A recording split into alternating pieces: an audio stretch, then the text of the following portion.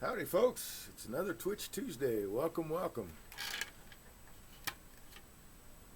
My name is Dave. I'm a woodturner.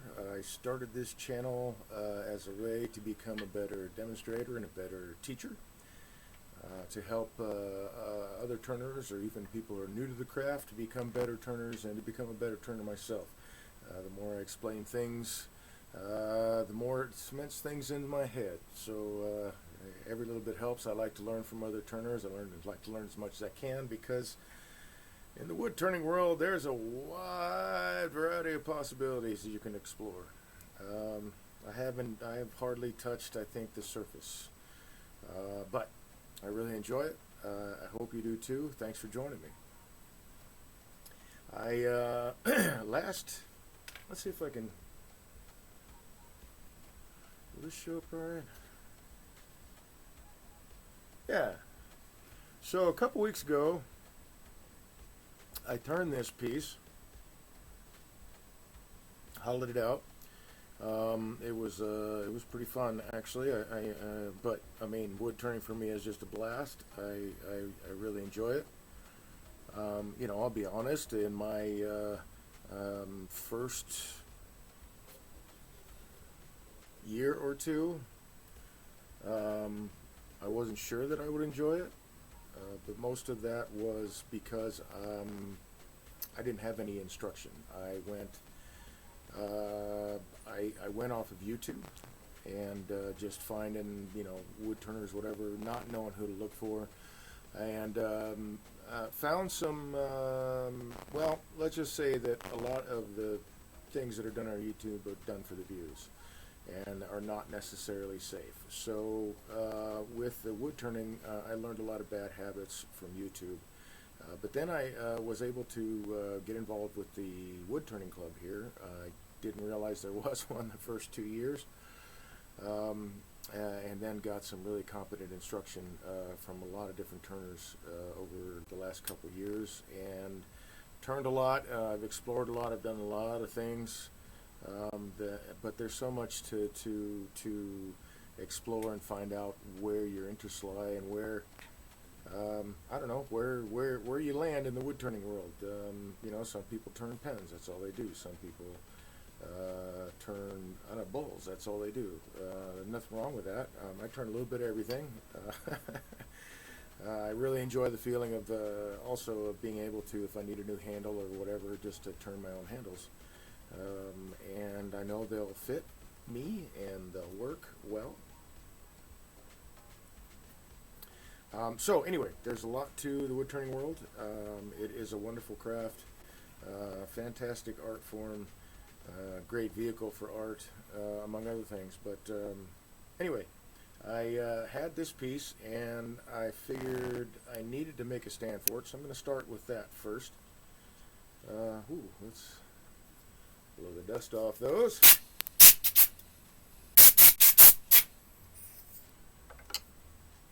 Turn off this other camera. And then we'll turn this guy down.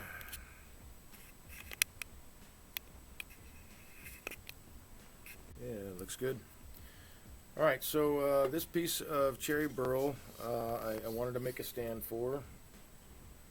So I have another piece of that, of one of the posts for a 4-post bed. Came out of an old farmhouse. This was really lovely old dark cherry. Some of the wood was destroyed by termite damage, and some of it was not. And I got to get my hands on some of it that was not. So, or at least only partially damaged. So what I want to do is turn this into a stand. I'm going to turn it down. I'm going to take this off, this top part off, I believe. I don't know. Let's see. Hold on a sec. Would that look like really strange? I don't know. Let's try that first. Maybe I'll dish this out first and just see how it looks. I am going to bring up the tailstock just so I can hog some of this stuff off.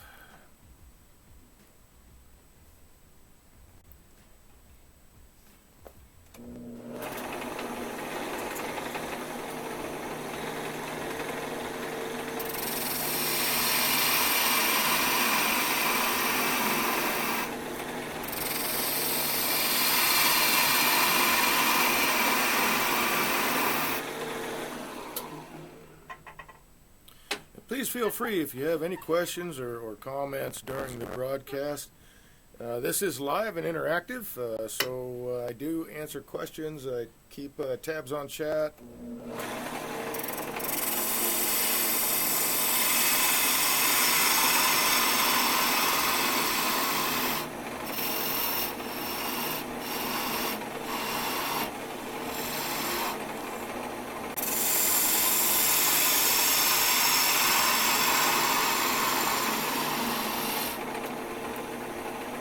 Let's see.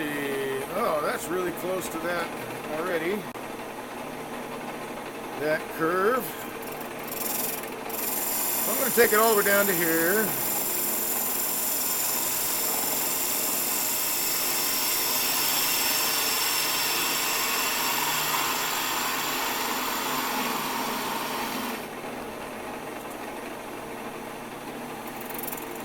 Make this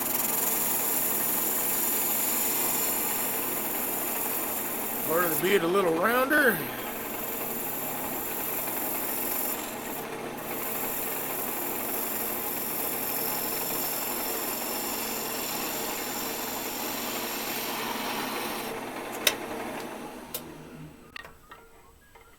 So I wonder, that might be interesting.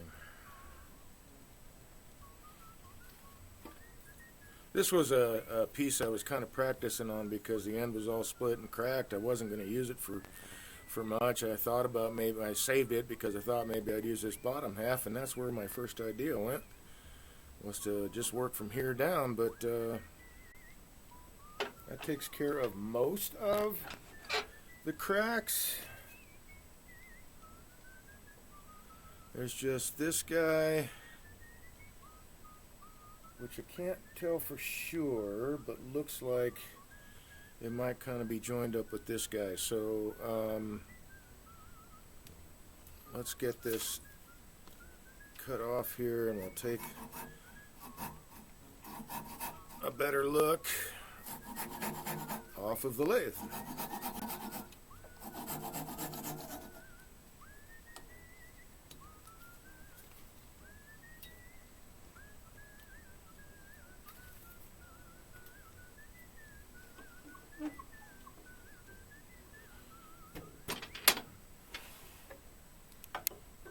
Alrighty, that guy over there, that'll be enough room.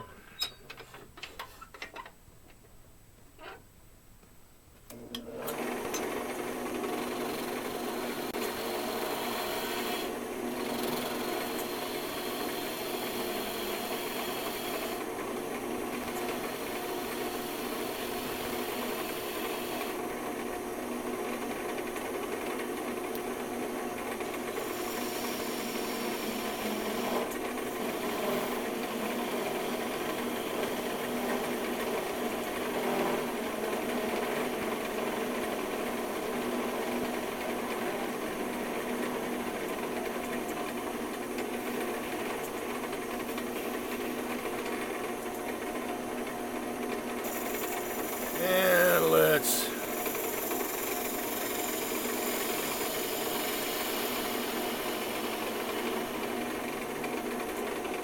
just refine that a bit.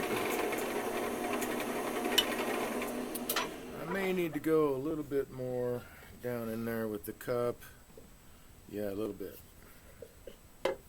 Whoa, no, you stay put, darling. Ow. This is why I hate the elbow pokey things. Let's get rid of that live center. Ouch. Now I won't get stabbed again.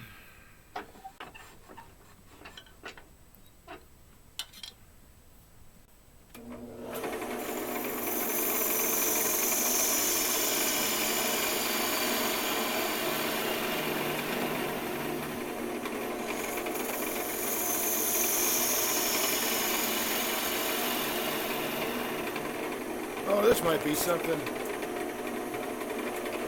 that I can show you. Let me turn this guy down. So if you watch my tool, you'll see that the shavings are coming over the top.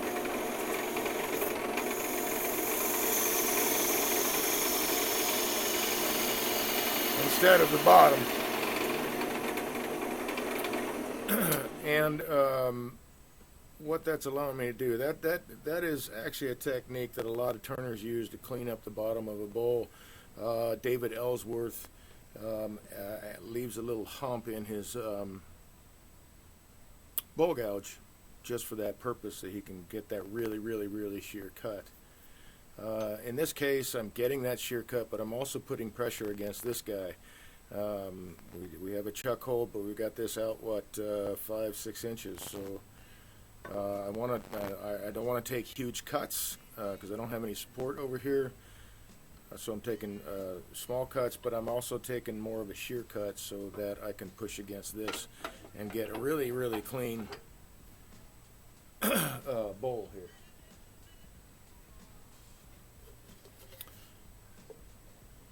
Closer.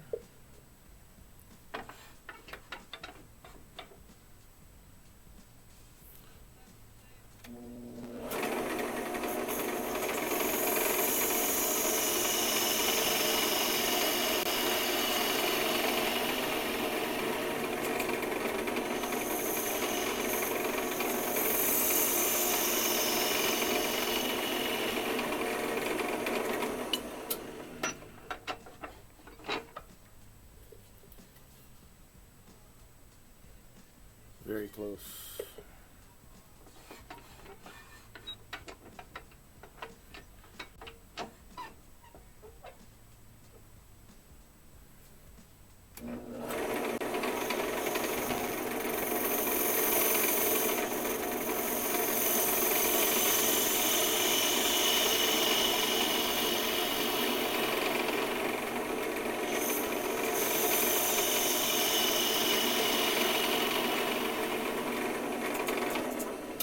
See what that gives me. I want it to sit and be nestled in there really nicely, so I've got probably about 1/16 of an inch to go here, maybe a little bit less.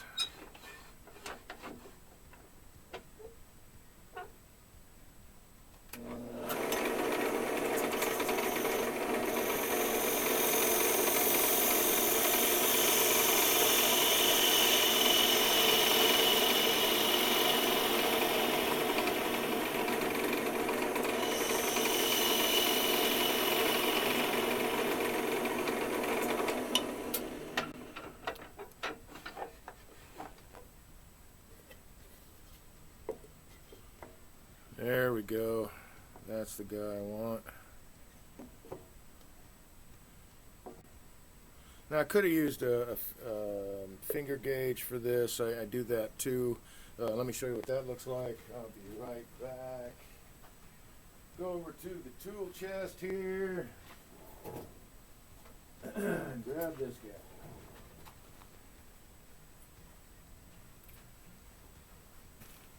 So I have a couple of different contour gauges, finger gauges.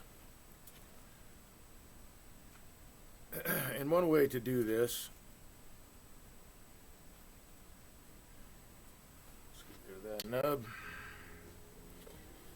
is to take your rounded surface, whatever.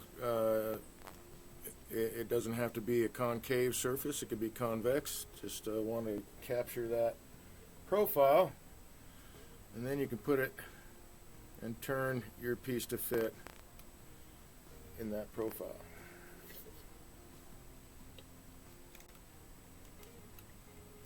So these contour gauges are really handy for stuff like that.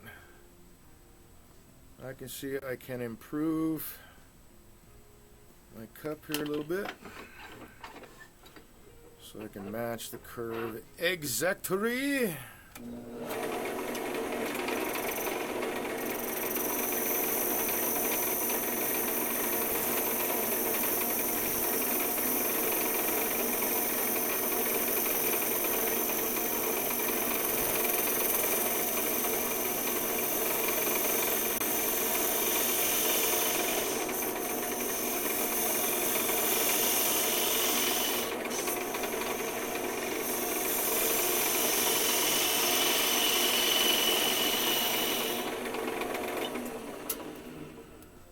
Check that out.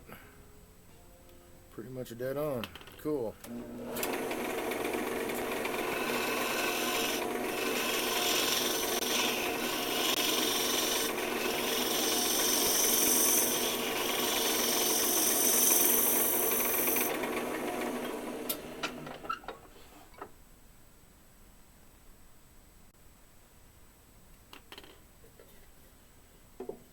Ah, lovely. Okay, so it matches. So that helped just get that last little bitty too much thickness on up here near the bead, but I was really close without it. But these are really handy for that.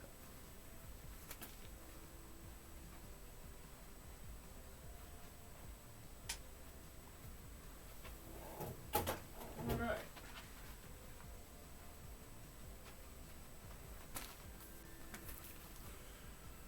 So now let's take a gander here.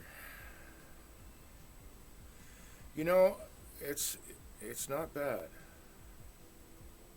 I like it. I need to take I want to match the thickness of the vessel, so I need to make this bead a little smaller. I'll change this shape a little bit to match that curve, and then we'll play around with that. So groovy. I can put this away now. I'll be right back. I'm going to put this inside and out of the way and out of the dust.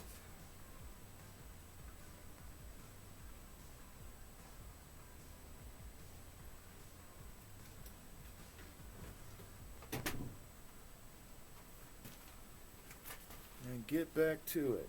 Let's see. Let's go ahead and put a little bit of abrasive on this guy.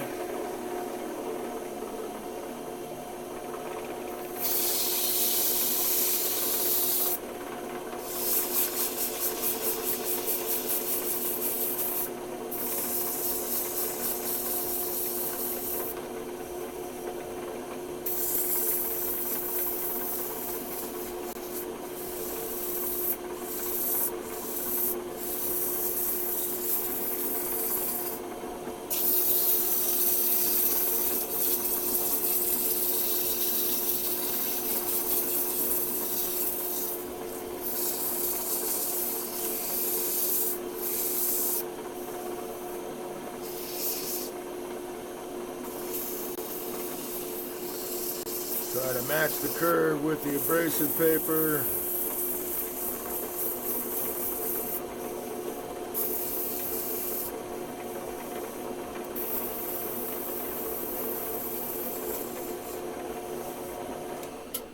See how that looks.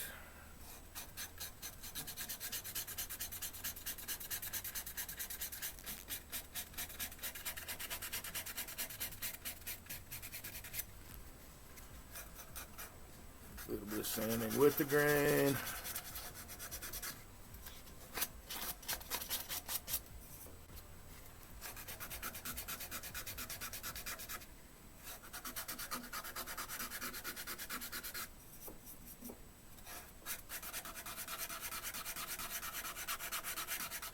This old cherry is really dry. But it does have a really nice shade to it. Really dark cherry.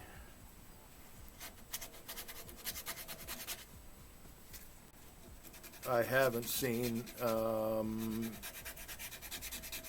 I've turned quite a bit of cherry. I haven't found any that has this deep red color to it yet.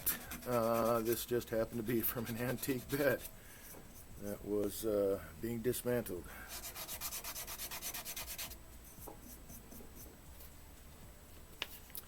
Okay, let's see. Let's grab this guy. Will that get me? Yeah, that'll get me there.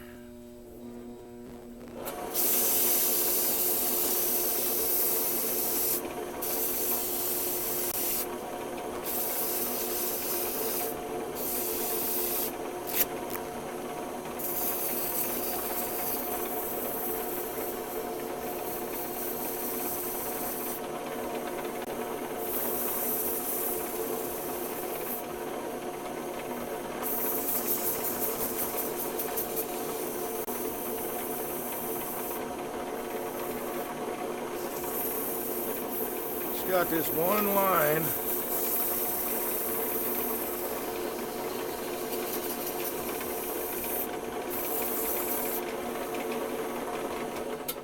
It's showing, yeah, that's not going to work for me.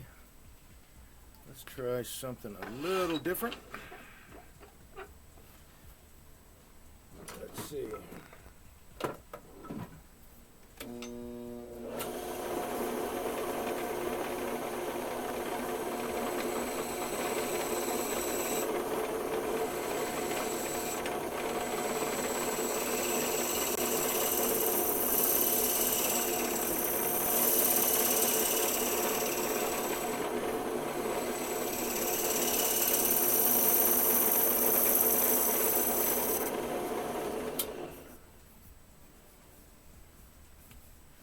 Just about did it.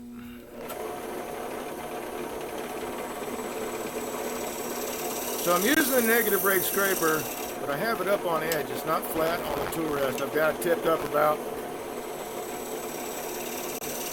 I don't know, somewhere between 40 and 30 degrees, not quite 45. I'm just got it tipped up enough to contact just the burr,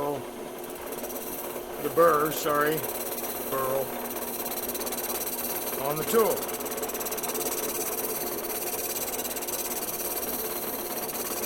And we'll true this up real quick.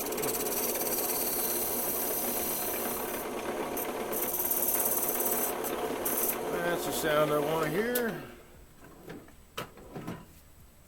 Alright, that works. So let's work on this guy. I am going to grab a tennis ball really quick so that I do have some support here, just in case.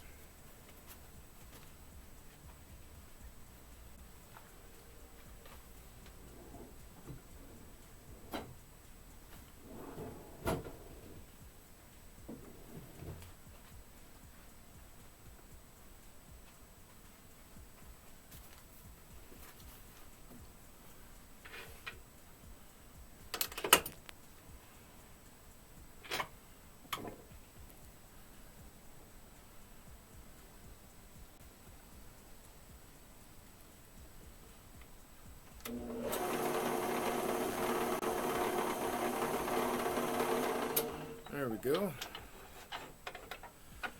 So let's make this bead a little bit smaller.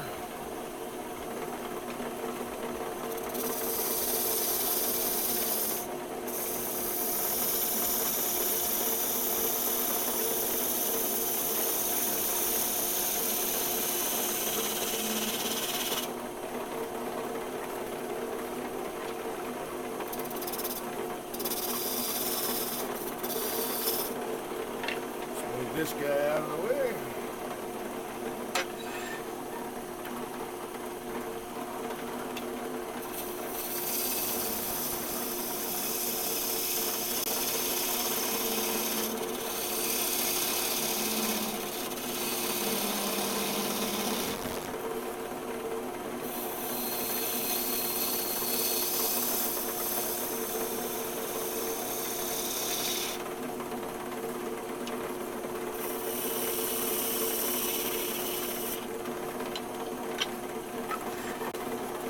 Now that I look at this shape, it kind of reminds me of a short, squatty vase. Short, squatty hollow form.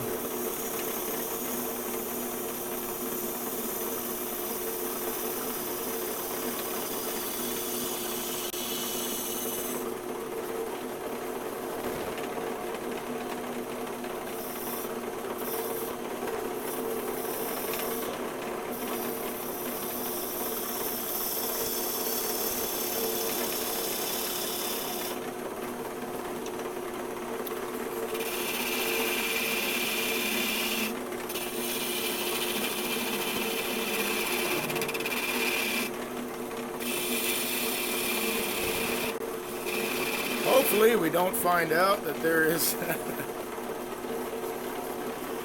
a termite gallery right in the middle of all this. That would be a drag.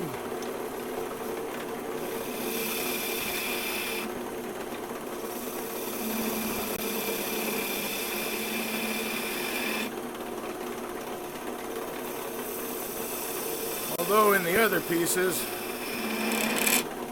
where you could that were actually bad, you could actually see on the outside some of the entrance holes. So none here. Okay, let's see. It's kind of close, sorta.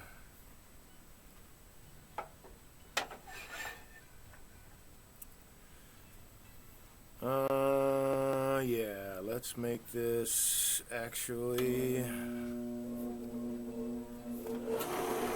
Oh wow, yeah, I was turning down at 400 there.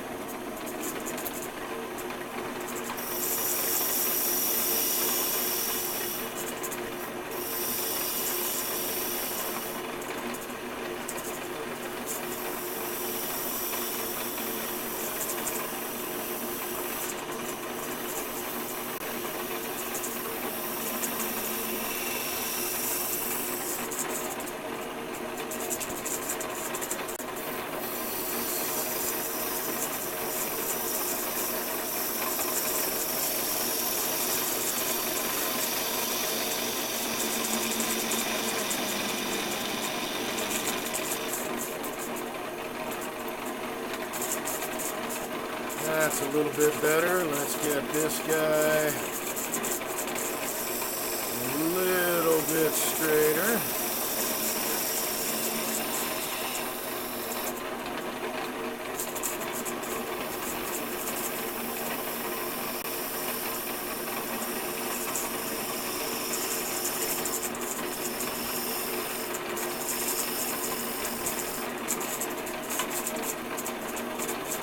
And then I think that part is done.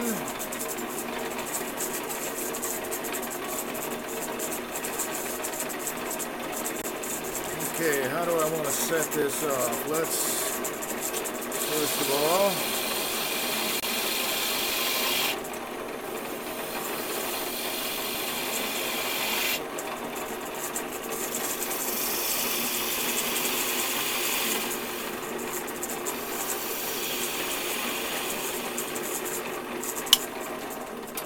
this down. Let's see, what do I want to do here? Oh, Dave, you're a fan of the spheres, aren't you?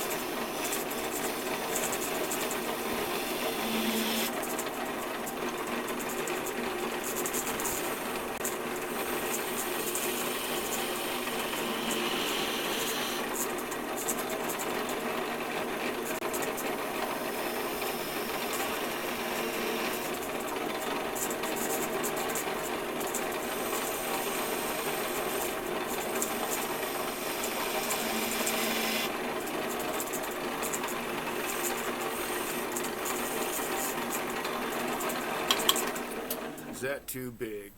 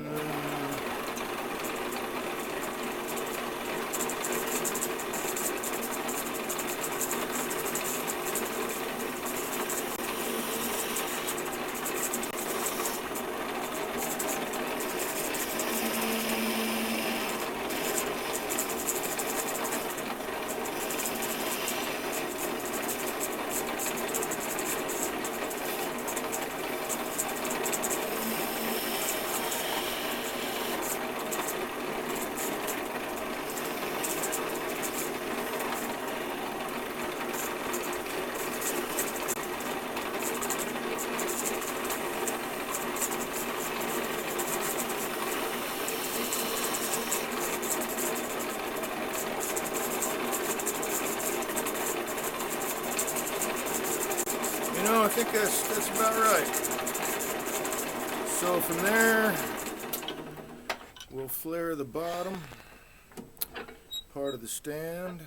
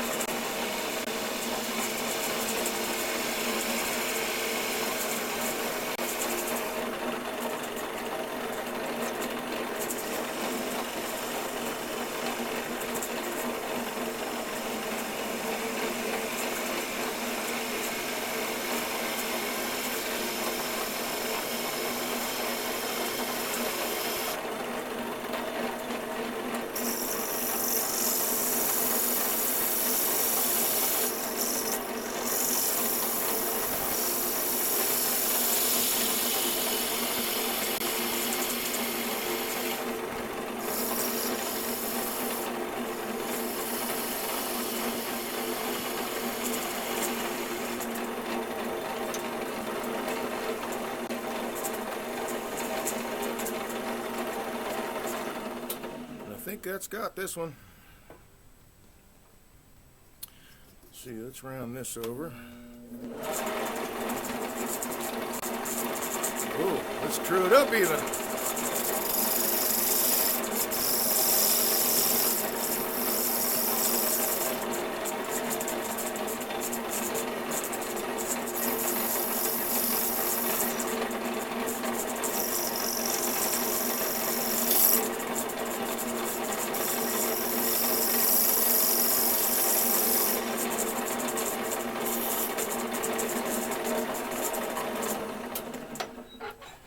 Yeah, I think that works.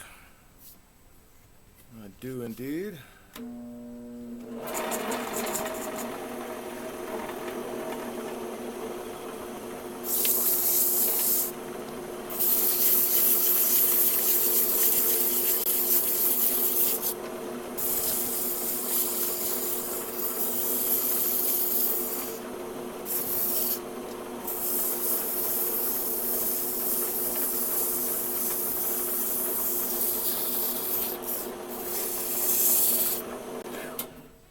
Pardon me for a sec.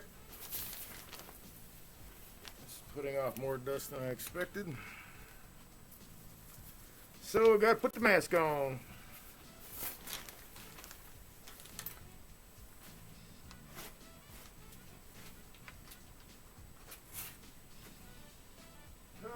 Where's my other stuff? There it is.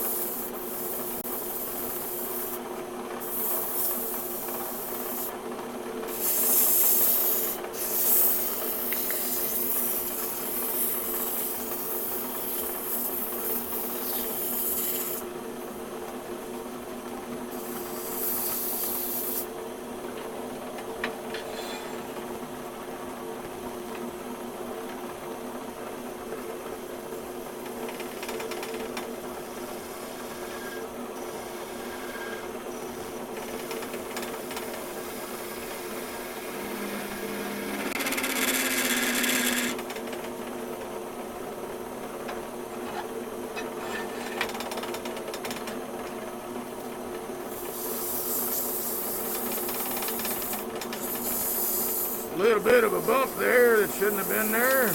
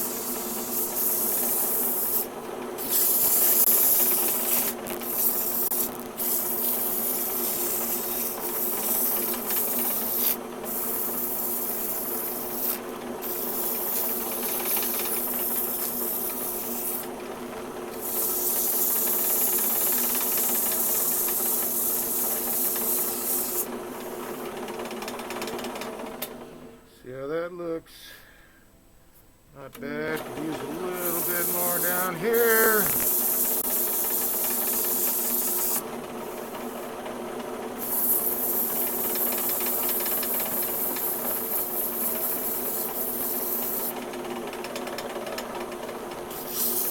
Then we'll grab the 220.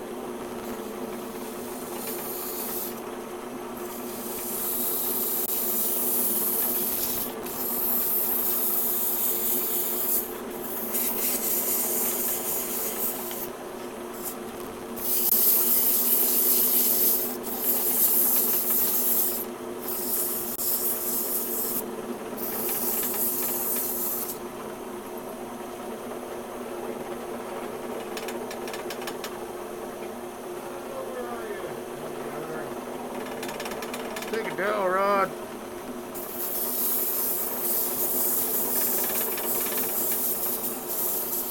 You can use that in your coves too.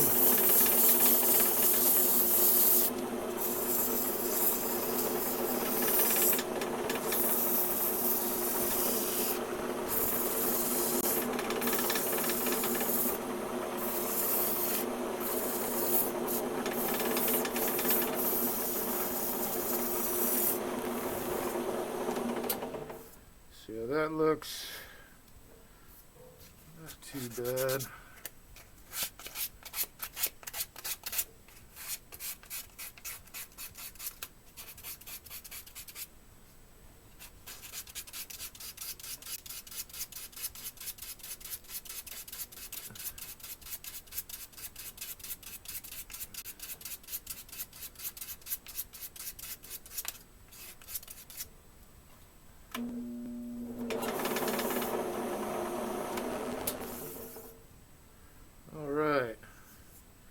Okay, that guy's done.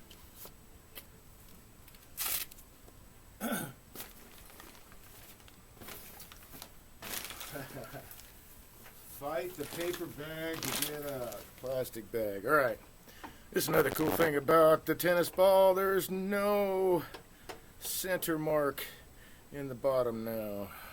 Let's put that down right away.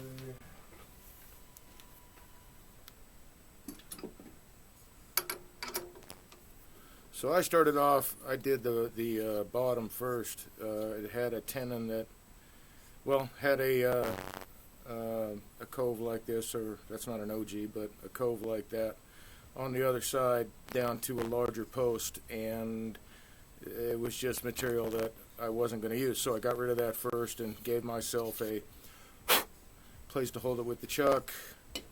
So there's that dude. Now we can see this. Okay, this is not a crack, this is a bark inclusion, but that's a little bit of a crack. I'm going to leave it the way it is though. I don't see any other trouble with that. It doesn't go very deep.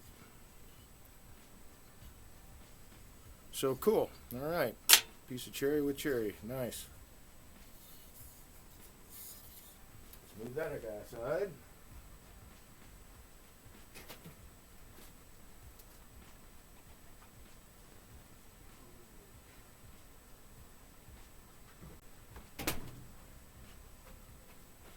Dang, I just had this thought. I gotta see what it looks like with the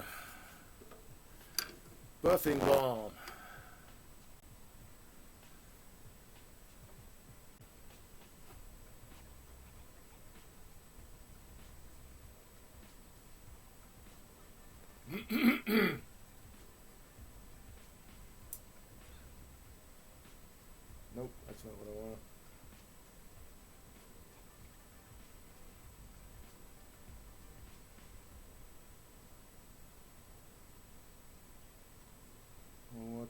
here, man. Okay, cool.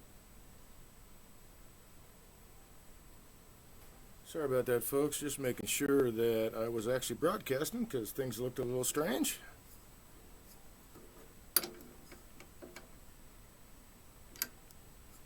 There we go.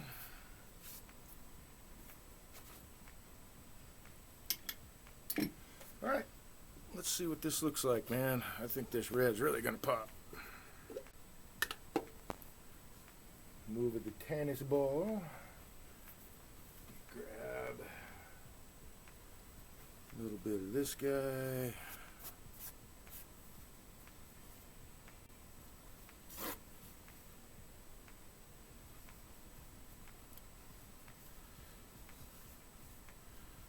Let's float the other direction.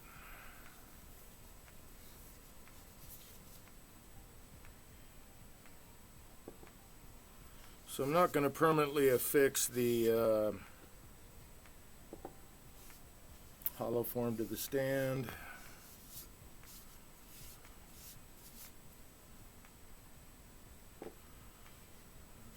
At least not at this point. I have no intention of doing that.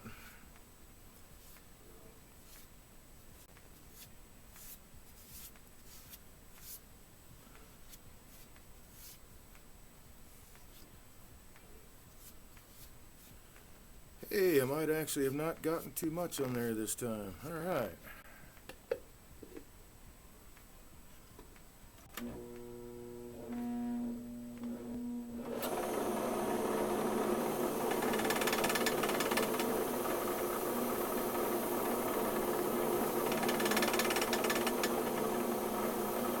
Oh yeah, it's really starting to bring out that deep cherry red in this wood. That's nice.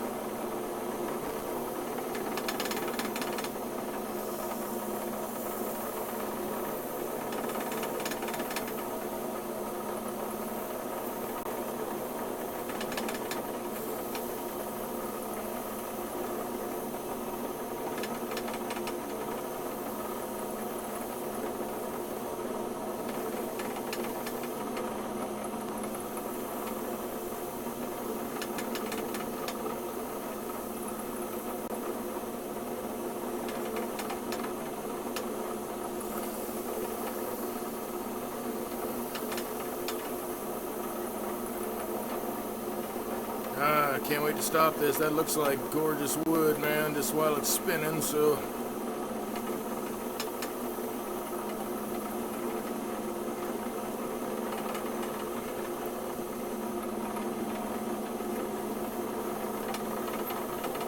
Speed it up a little bit, do a little buffing.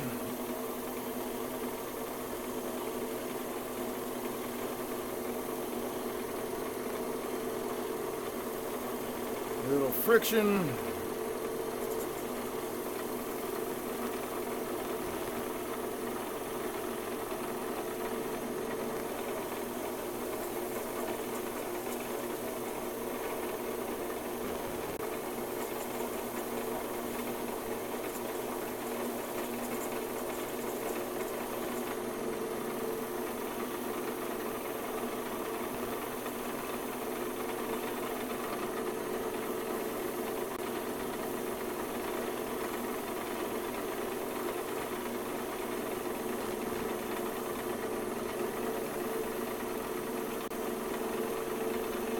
It does get a little warm when you do this.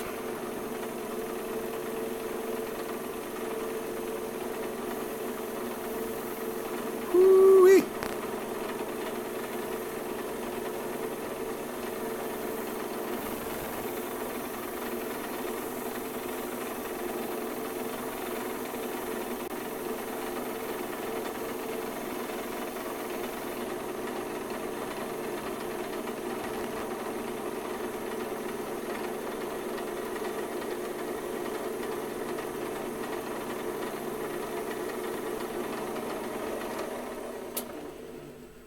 Oh yeah, look at that. That is just...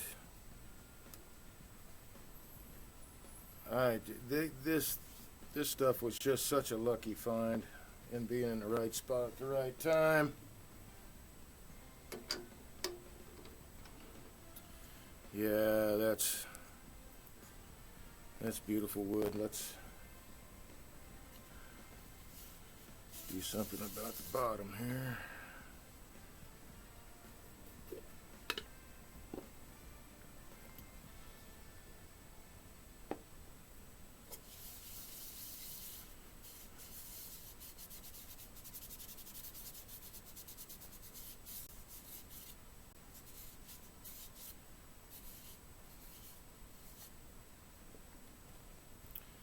Just a little bit, Dave.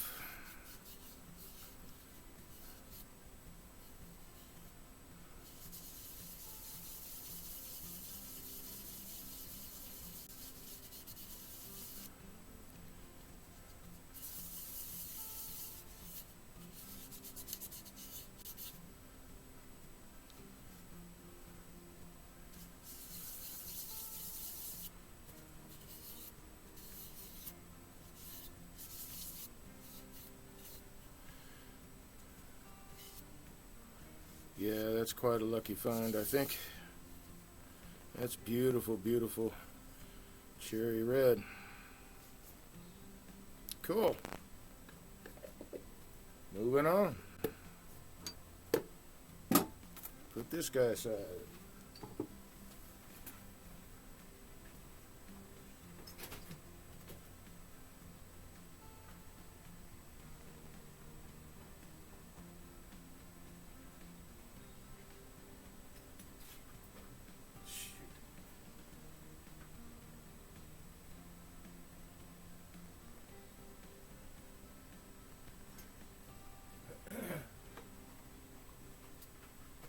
Before I put it aside, though,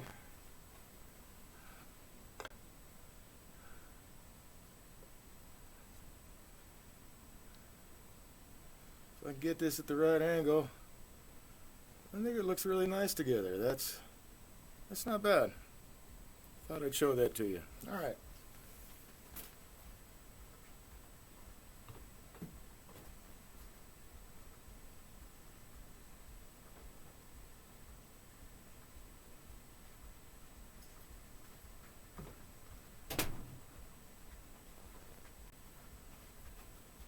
So, moving on to the next. Oh, I should have grabbed that hollow form.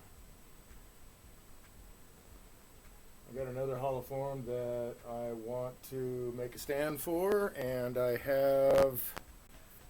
Let's change this guy.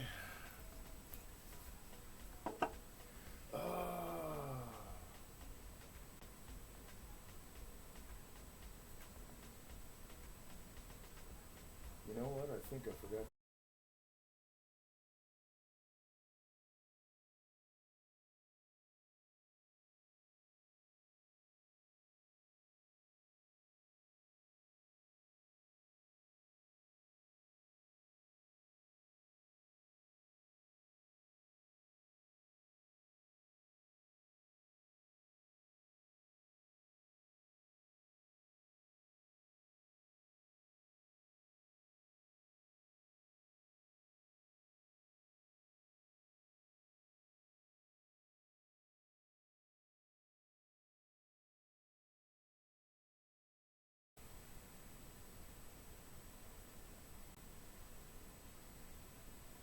Oh well. Go away. Go away. No.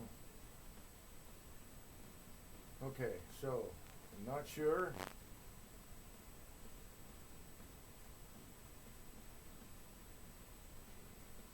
Ah.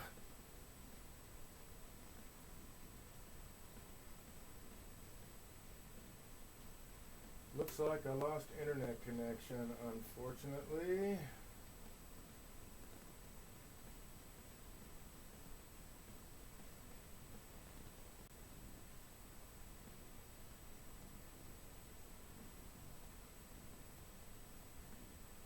What the hell?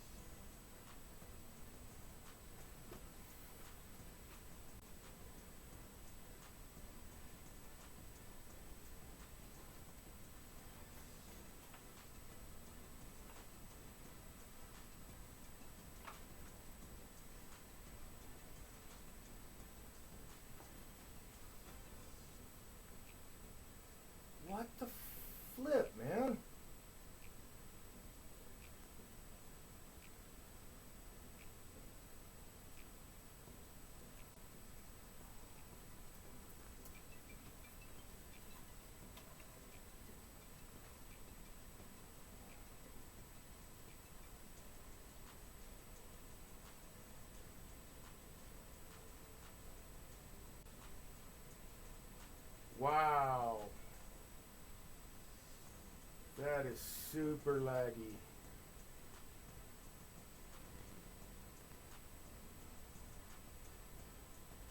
Really laggy.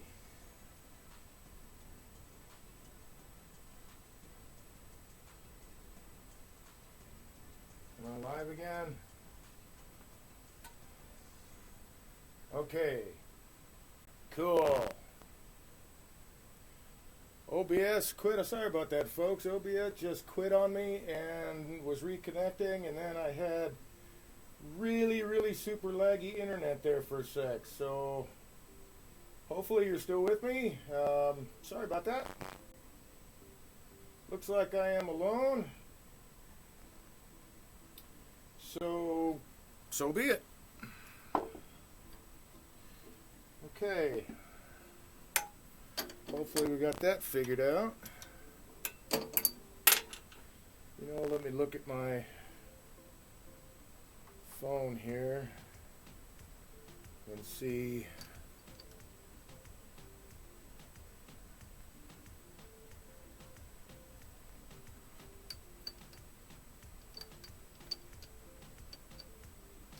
Okay, I am broadcasting. All right. I had to open up the Twitch on my phone just to make sure, but I lost the broadcast. So, sorry about that.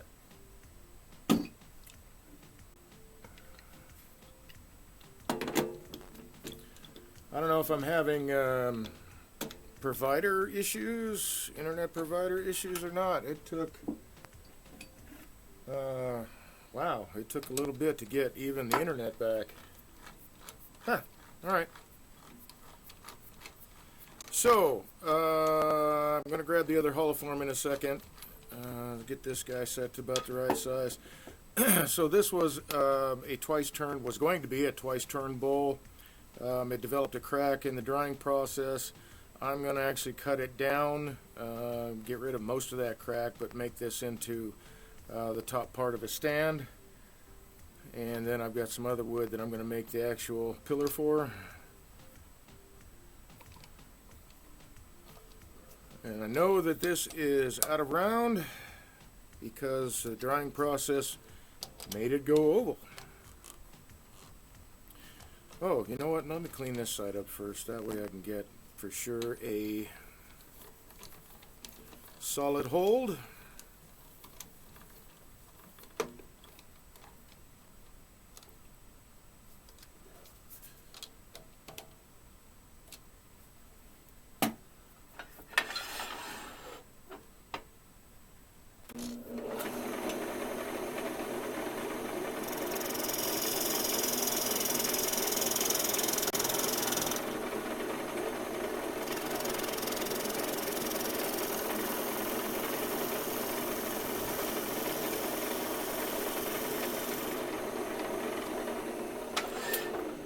That'll do.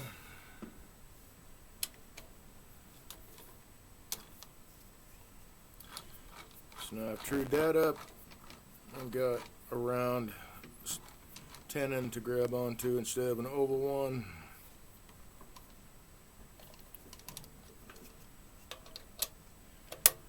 Which means that all the jaws should, in theory, grab evenly.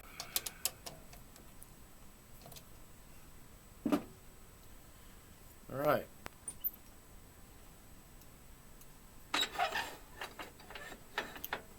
Let's see.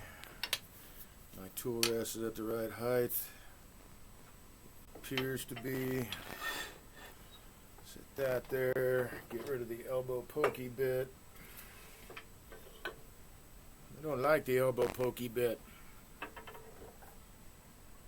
When it pokes me, anyway. Okay, I'm going to grab that holoform real quick so I have a reference. I'll be right back.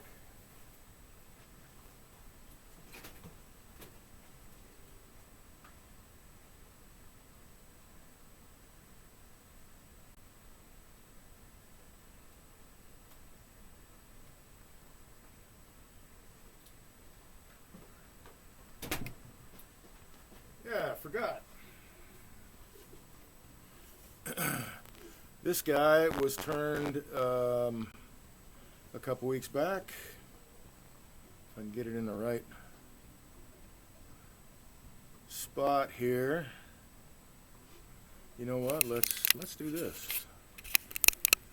If I can. I don't know that I can. All right. So this is a piece of maple crotch wood.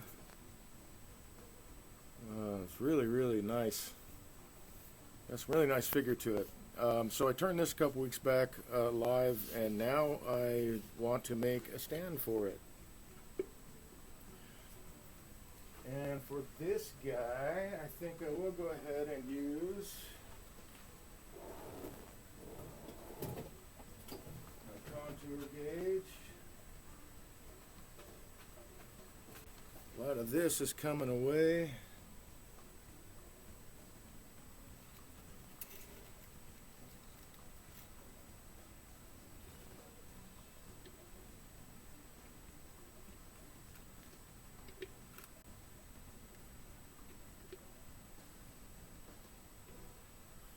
That's a really shallow curve.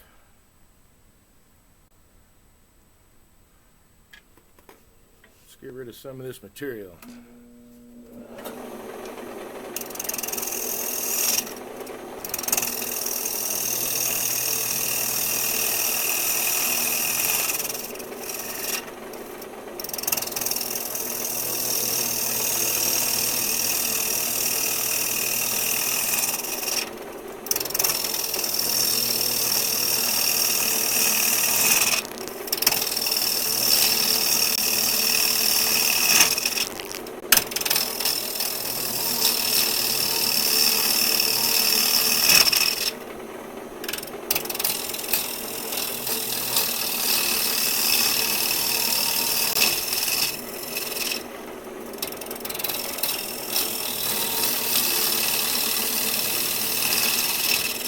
So you hear the bumps here, then you hear a good cut, and then you hear bumps at the end, because the inside and the outside surfaces are not true anymore. I'm not going to true it up yet till I get to more of the depth of the bowl, or yeah.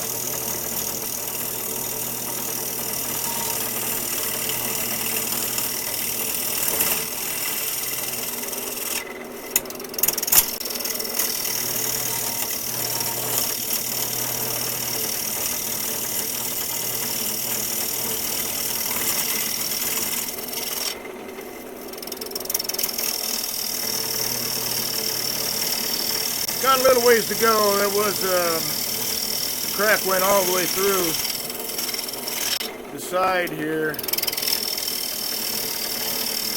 So I want to remove as much of that material as possible.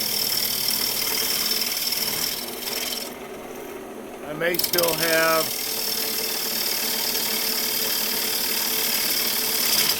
I may still have a little bit of it left, but maybe not. Hoping not.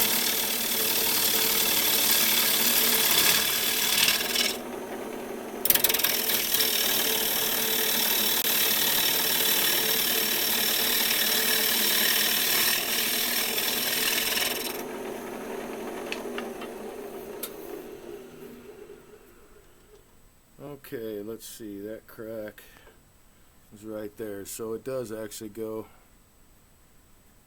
through there and through this thickness, but I think it's going to be okay.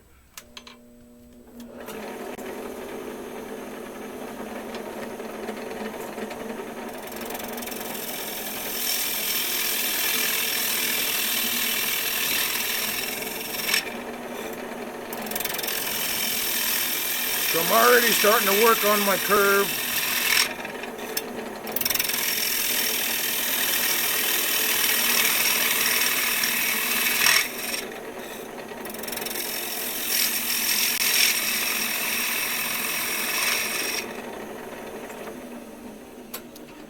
I know it's going to be a shallow curve. Let's see how close I am right now. Man, really close. Very cool.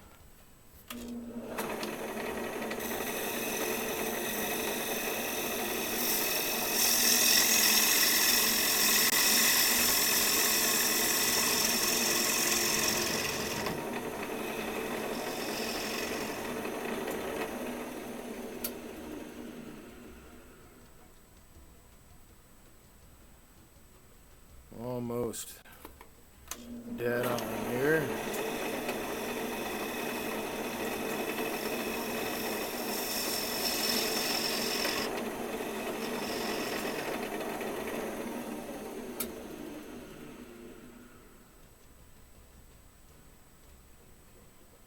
You're right in there. I got a little bit of a high spot.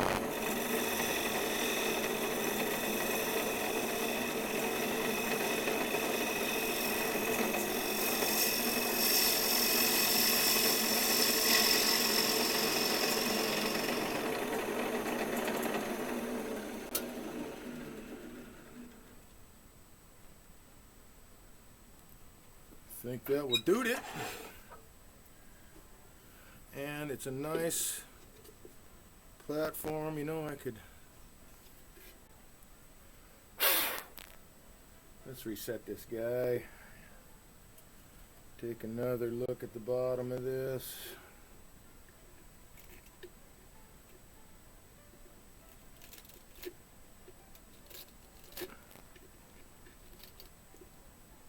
There we go, that's more centered.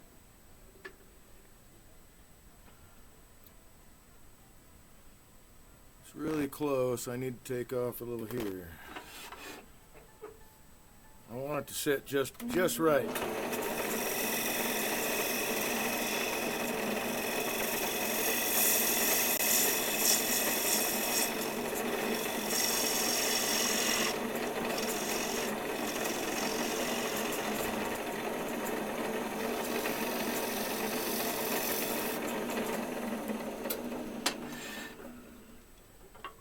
Oops, not far enough away.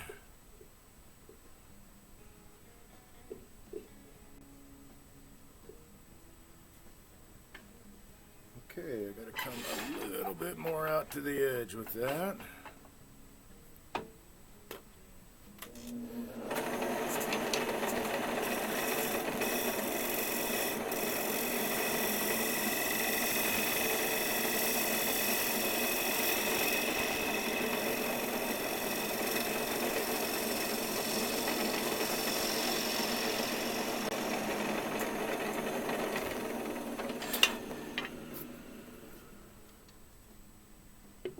There we are. That's it right there.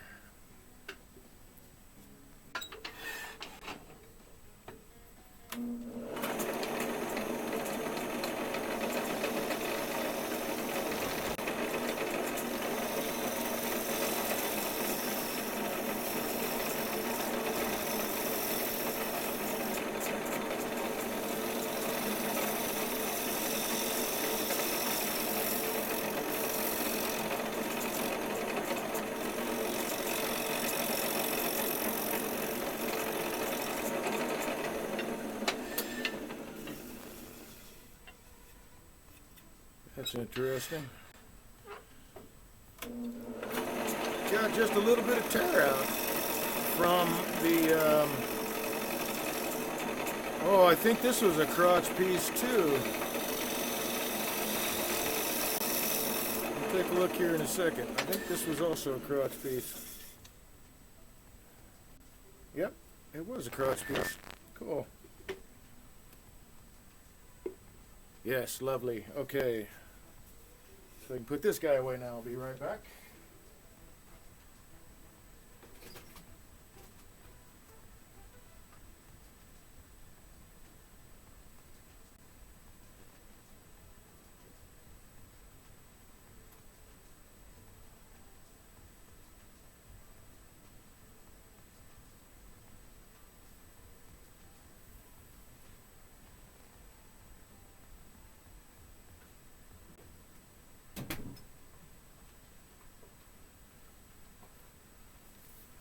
And we'll continue on. Oh, I don't need this guy either.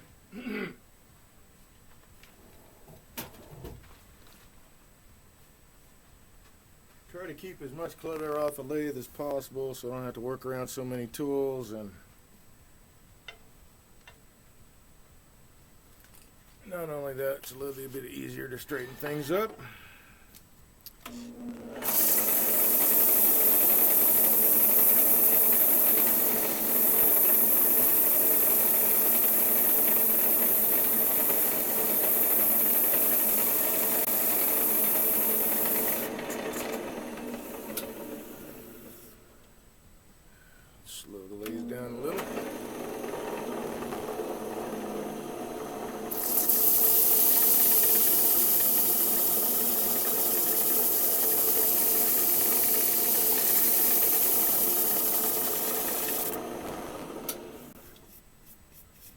we go. Man, that is a creamy, creamy white.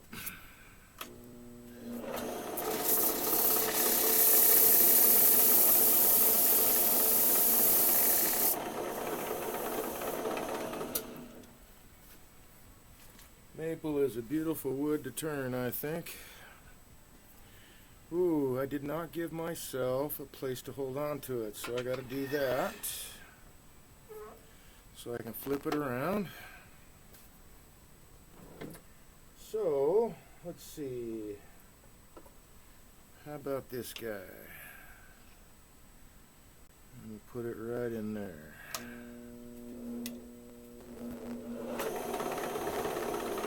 Well,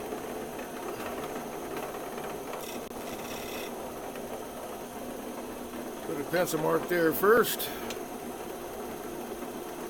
I think right there should work. I think I'd like it out here closer to the edge.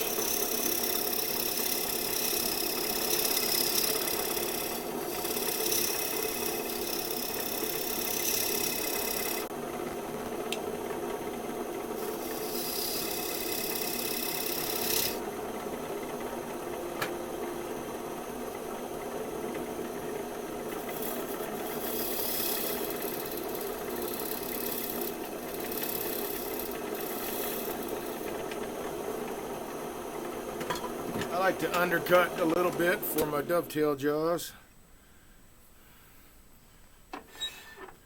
Yeah, well, yeah, that still looks really cool.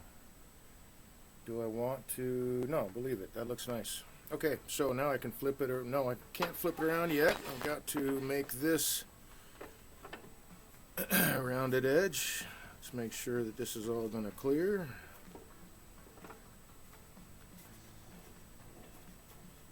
Yep.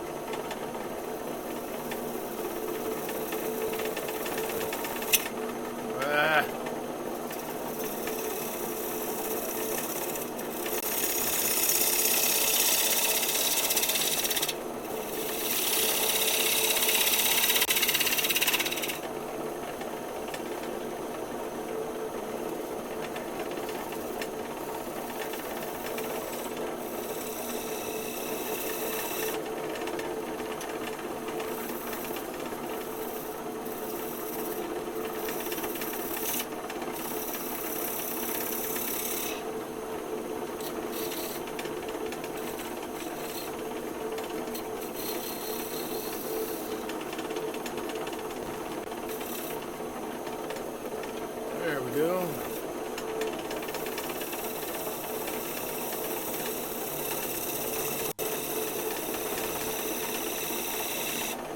That's more like it. So I'll sand that. Here you can see that crack. Doesn't go very deep, fortunately, but that is what is left of the crack that went through that entire piece. It had to go.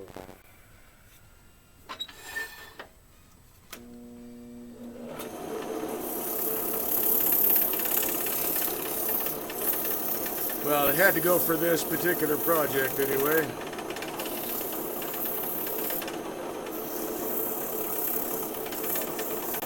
Definitely made this piece, unfortunately, unsuitable for making the calabash style bowl that I wanted to make out of it, but now it will be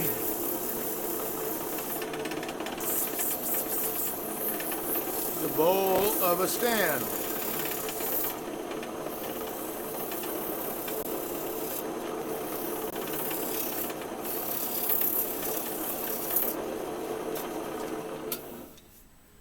Just look at that creamy white color. That's lovely. Come on.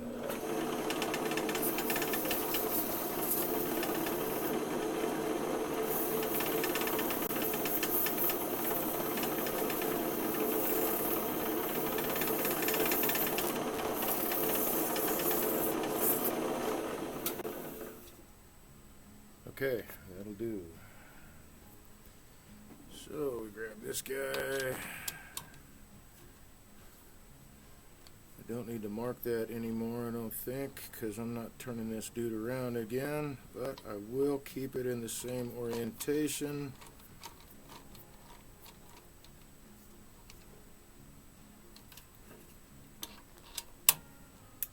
Ooh, I heard that. That crack just gave me a little tick.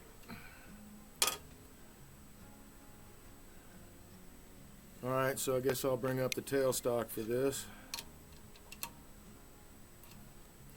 I don't know, let's see. It seems pretty solid. It is a thicker piece. Well, we'll run with this and see. We'll see what we get.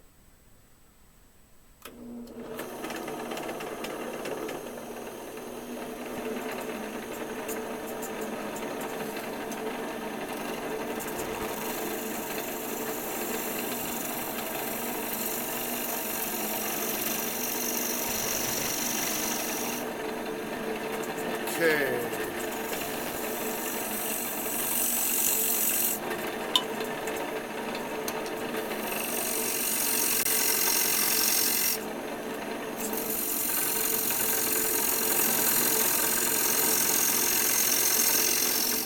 Just use the bigger mass of the full gouge to hog some things off.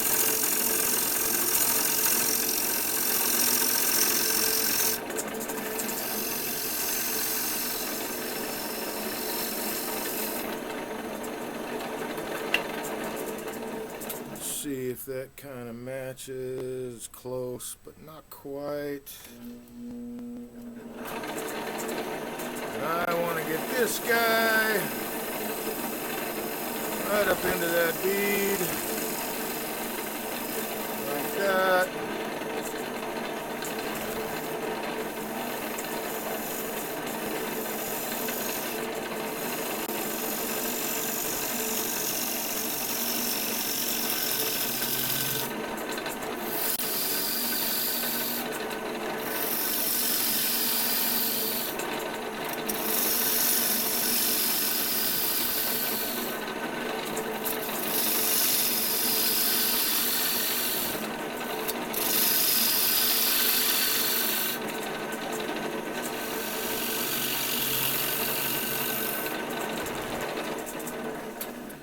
Okay, so this is a wider hollow form, so I'm going to want,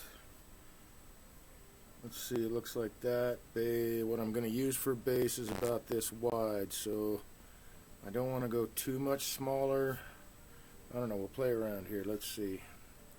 That looks like, and it feels like it follows pretty well. Let's do, well, let's see.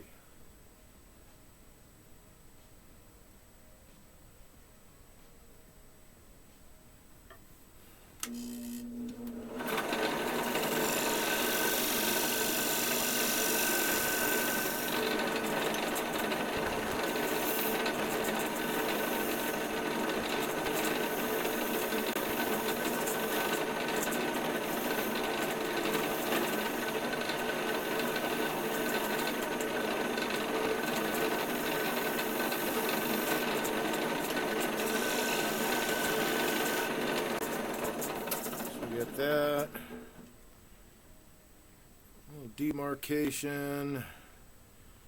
Now I need to think about, do I want the tenon to be on this guy to join the pillar and the cup, or do I want the tenon on the pillar?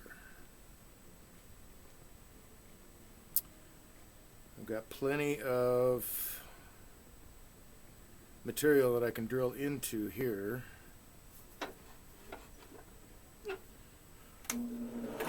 It's just going to change a little bit of the shape of it. That's why I want to figure it out.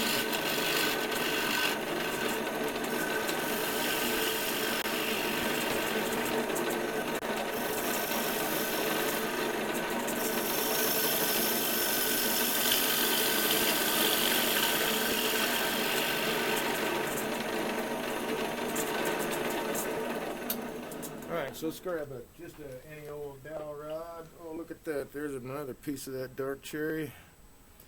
So if I put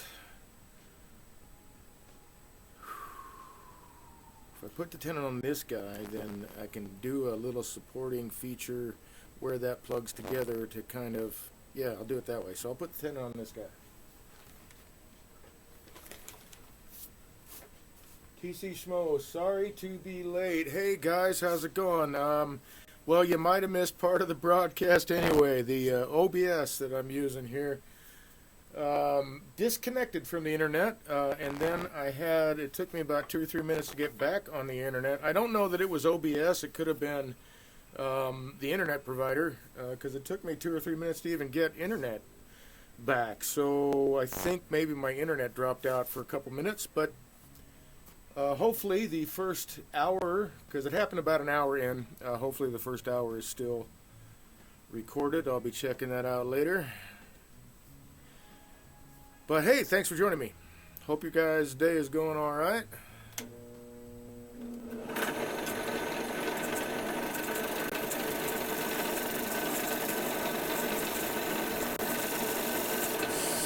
Had to clean up that little edge of that bead. It was flat. Okay. Turning maple is just nice. I like turning maple. So if I leave that there, I could use my sort of kind of half-ass bedan to make the tenon. This is not as creamy white as that. That's disappointing. That's really disappointing. And I don't think I have any more of this material, which is a drag.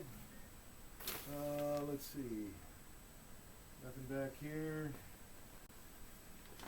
Okay, so it's going to be a little bit off color, which is a bummer, but because that is just a really creamy white. I don't have anything. That's a bummer. All right. Must have used it all up. That's okay. This will be the pillar of it. Not the whole thing, but that's where I'll get the material from. Okay, let's see. I need to make a tenon, and then I can figure out what the rest of the bottom of this is going to look like.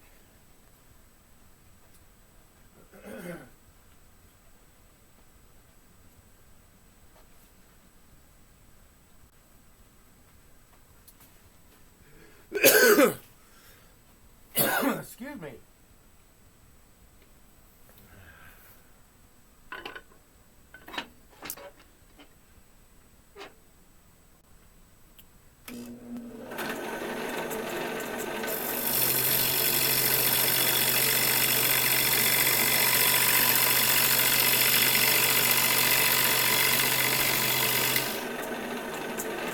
Okay, let's see again. This is a wider dude.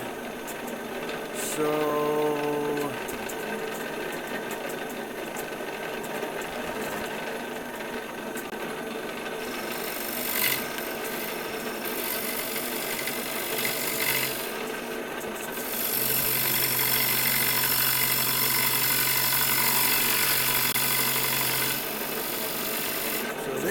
I think that's probably a good size tenon. I gave it a little bit of concave so that when it sits on the supporting pillar, those edges will get right on the outside, and hopefully there won't be much of a demarcation line other than color. Okay, so I can take this down just a little bit more, and I think what I'll do, well, let's think about that. I think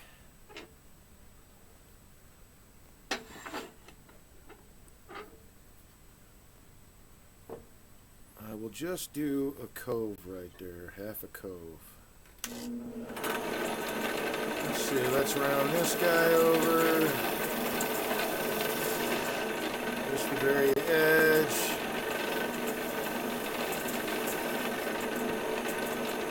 And then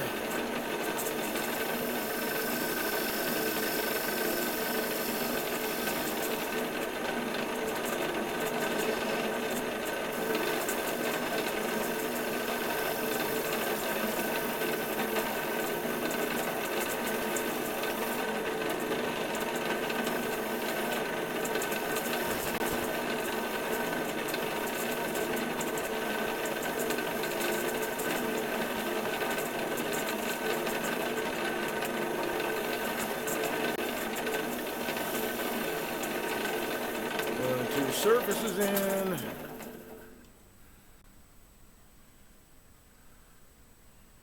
And then I think this part is done. So I will throw some abrasive on there. I hope I didn't just mark it with the tool rest. This is maple. It should take a little bit of a beating. Not that I'm trying to beat it. Like my cuts smooth, thank you.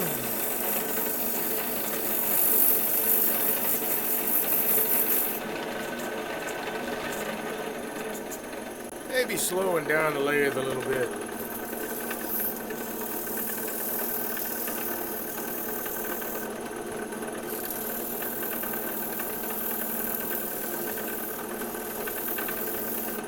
You know, maybe I can dye this black.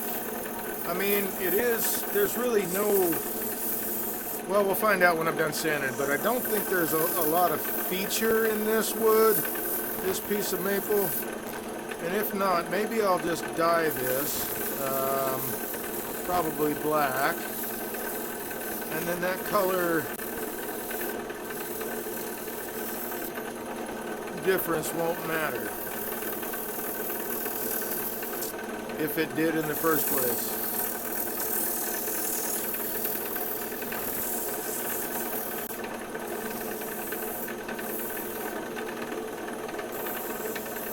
So once again, this is a reminder for those of you who join me, this is live and interactive, so if you have any questions or comments, I do monitor chat.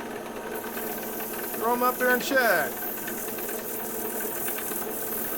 You could do me a favor and drop a hi, hello in the chat when you, to let me know you're here. TC Schmo's done that, thank you very much.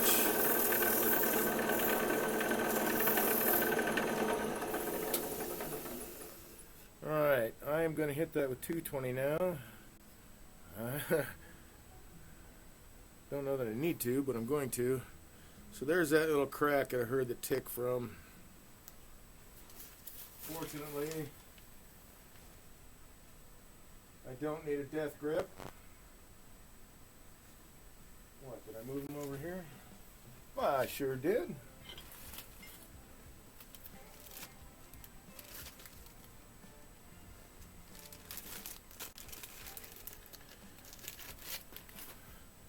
Today felt like summer might be coming to a close someday.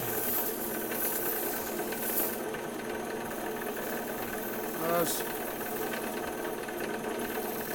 not a fan of the extreme heat, but not being cold has been nice.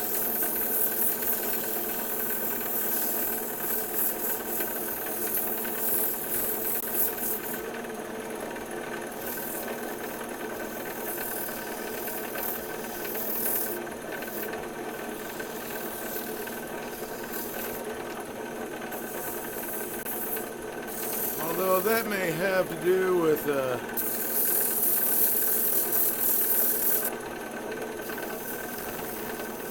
trial medication I was using through the VA. Kind of did a few funny things to my blood pressure, I think, and so I'm not taking that now. We talk to them about it tomorrow.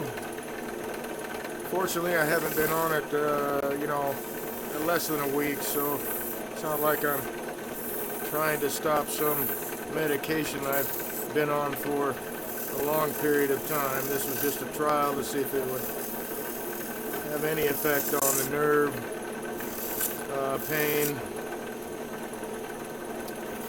and unfortunately it really didn't. And then of course I also got the side effects, which is not fun. But I usually do. I tend to be the 1%, the 2%, whatever it is. I mean, I haven't gotten, well, I have in the past gotten serious side effects from pharmaceuticals. It's been a while, but I do get the side effects, so I don't take them. I figured I'd give this one a shot. They talked it up really, really well, and I'm on a very, very low dose, but holy cow, man. It was too much. After today, I said, yeah, we can't do this anymore.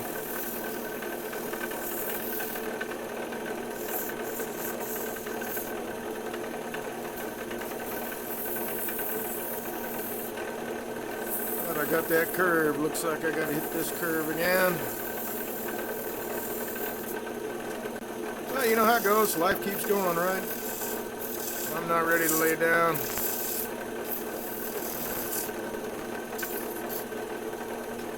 I think, unless that's a problem right there, I think I'm good. Yes, it is a problem.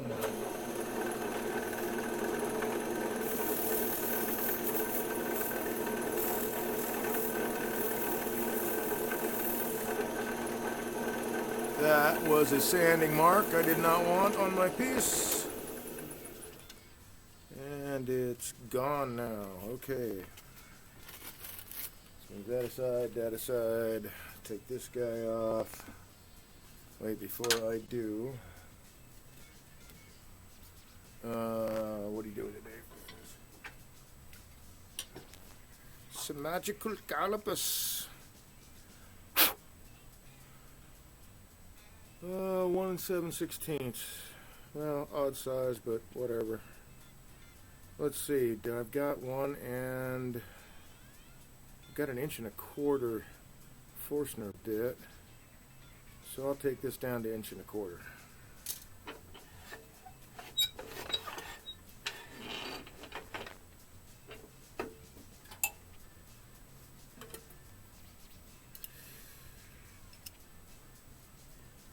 Hopefully rather quickly.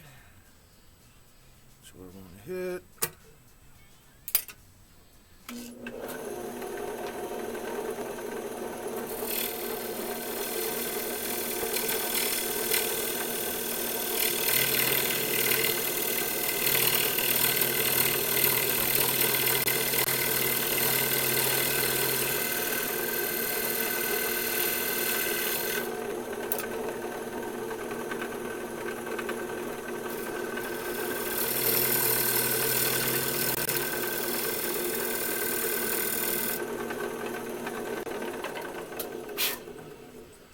So it should be a little thick.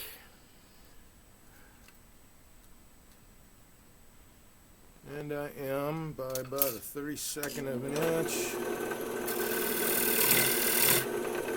That might be it. Nope, almost.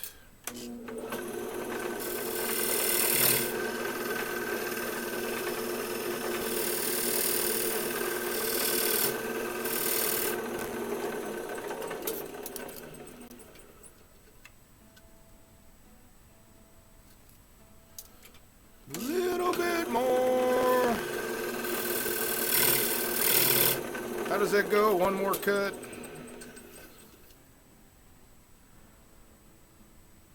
I better take off just a little bit more just to make sure I can get into the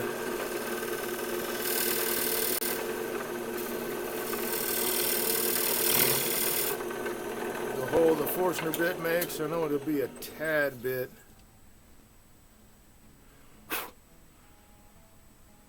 It'll be a tad bit large, so this will be a tight fit, which is okay.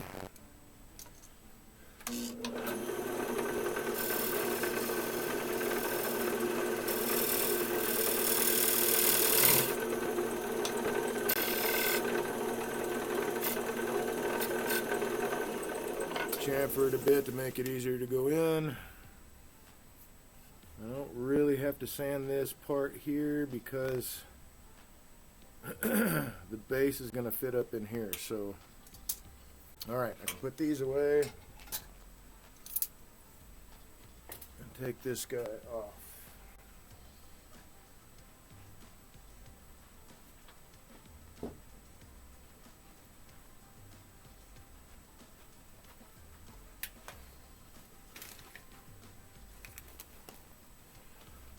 So hey man, how the heck are you guys doing out there?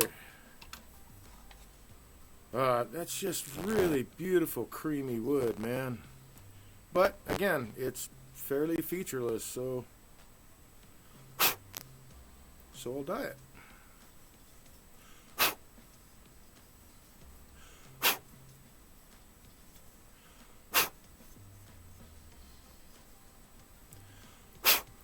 Maybe.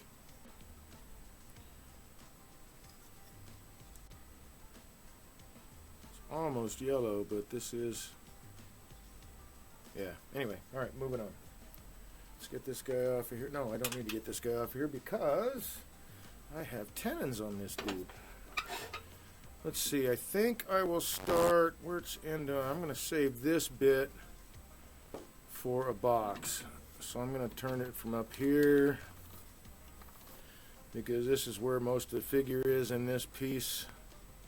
Is down here in the lower half, which I think I was going to do anyway. This was a blank I cut out when it was green. Once it was seasoned, I trued it up.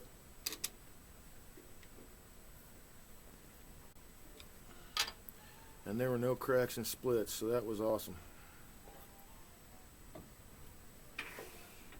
Okay. Live center. Bang.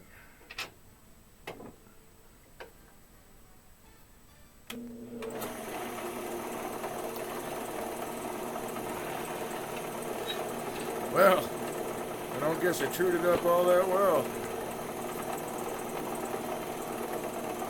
We'll fix that.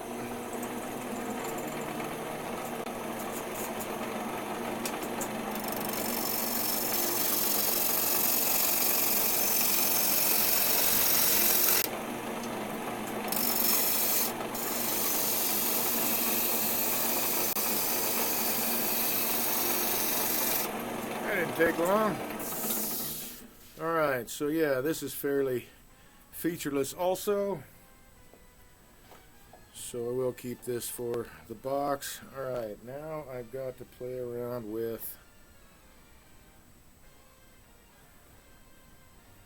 my diameter. Let's take this feller and set it up for this guy. But a little bit wider. No, not that guy.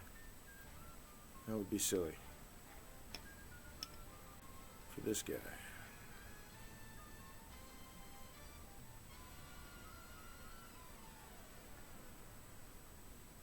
Something like that'll work. Not even close.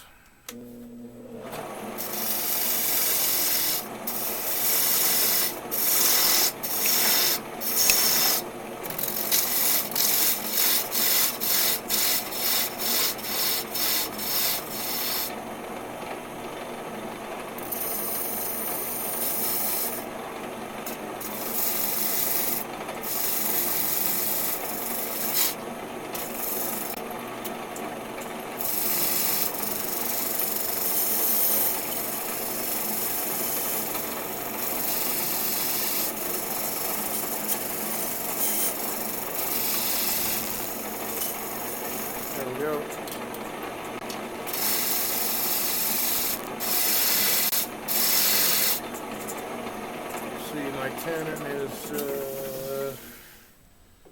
that deep, so we'll call that line my depth.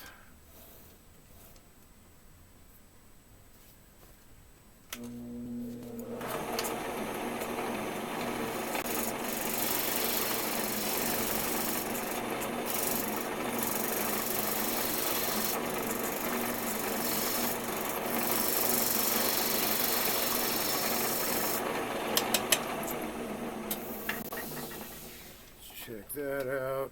I guess I can move this back a little bit to be able to get this dude in here. Okay, so a little bit more.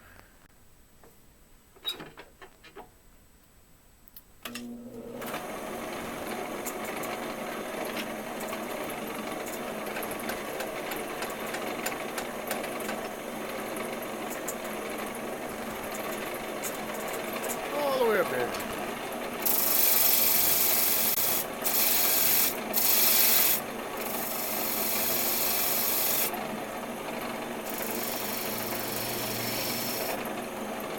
Little push cut action from the other side of the tool. Gotta love it. Okay. No, I think. Well, no, I think I want it a little bit narrower than that even. But hey, while I'm out here,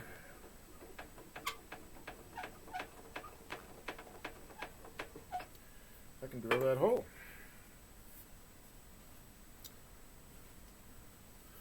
Funny, that doesn't look like 1 1/4, but it is.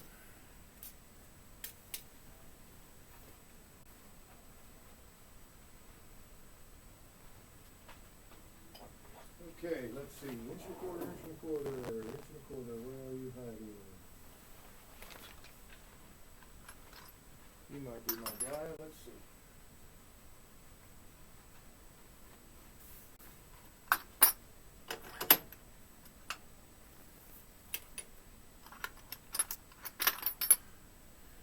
Think you might be my guy.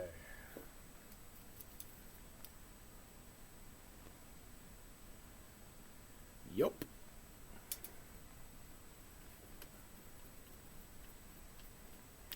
So that depth corresponds to the depth of this dude, so that's how far I'll drill it. And then we will do a test fit.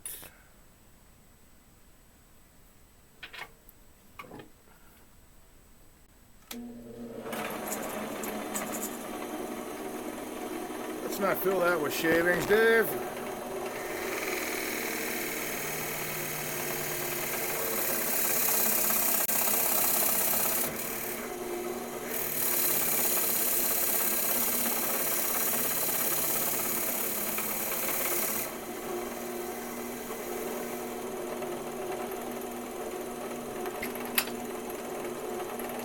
Alright, so that's a little bit deeper than my tenon is, but I also have to taper this down.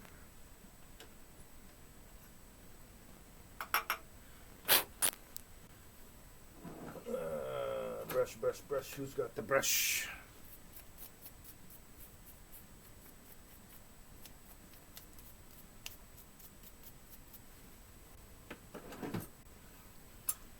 And that's the name of that tune. Cool.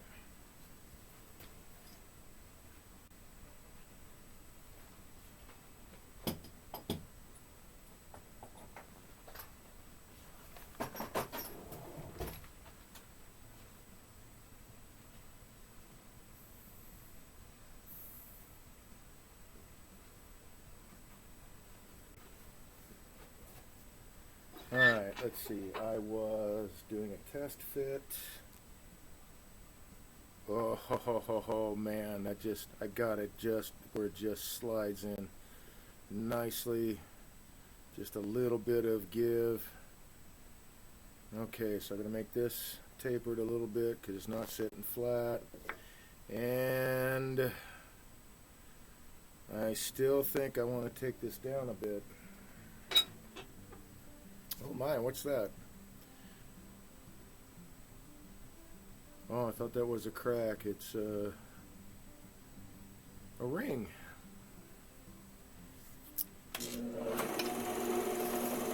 We're going to speed you back up. And you can come into play.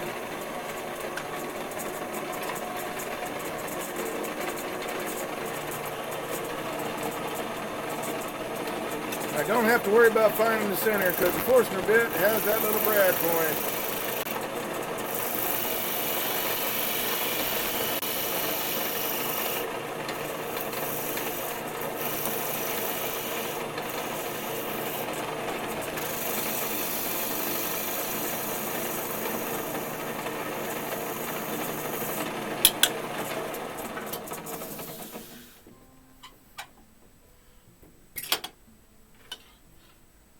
Yeah, there you are. Dang, that's a hard one. I think for continuity, since this is a step and this is going to be a step, that I'll take this down a little bit narrower.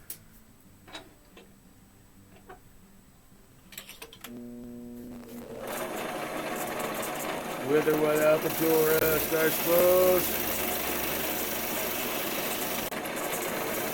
Or tailstock, rather.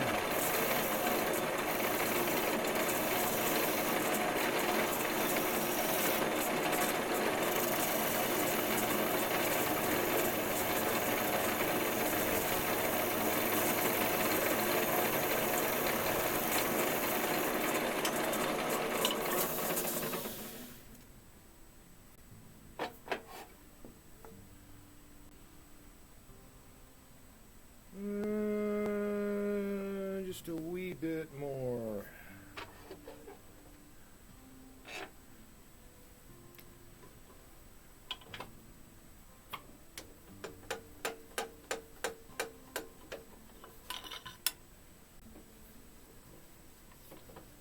Hopefully I'm close enough for the tip.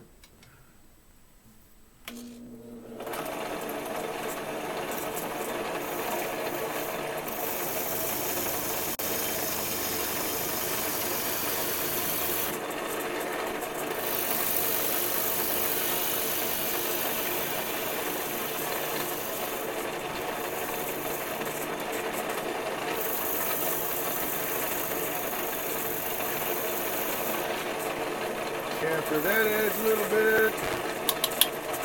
Wait, should I do that? Maybe I shouldn't do that. Maybe. Let's see. Let me make this taper really quick.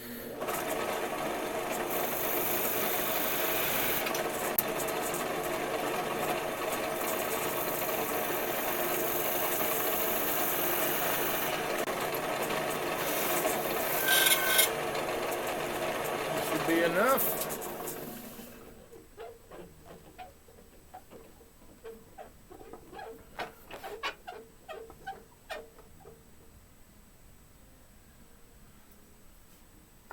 Because I don't know that I want there to be like you could see a seam. Let's see. You know, that doesn't look terrible.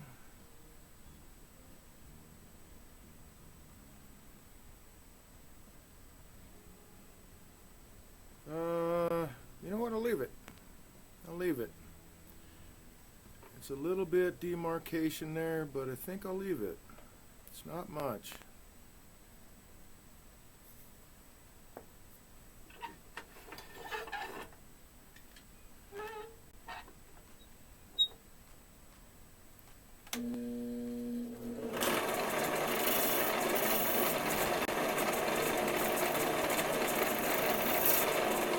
Oh, that's going to change things now.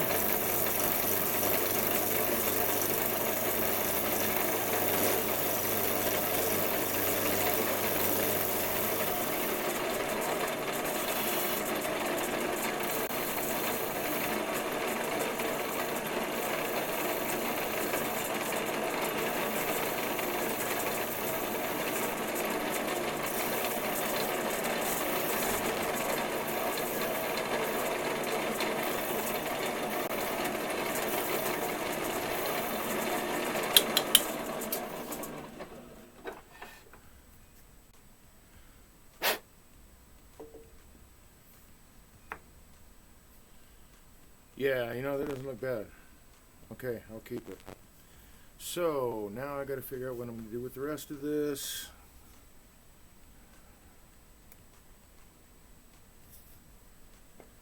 And it is a larger, low, squatty hollow form. So I think maybe a shorter base.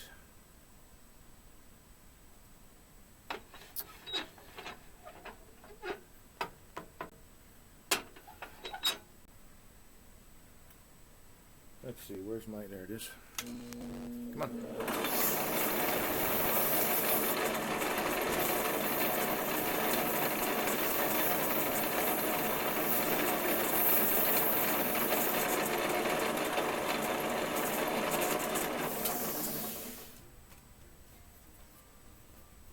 That'll work. No, it won't. Hold on. Let's see. I got just the slightest bit of a ridge on the curve there.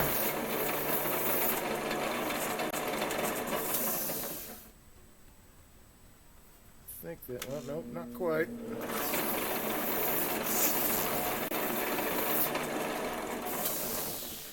There we go.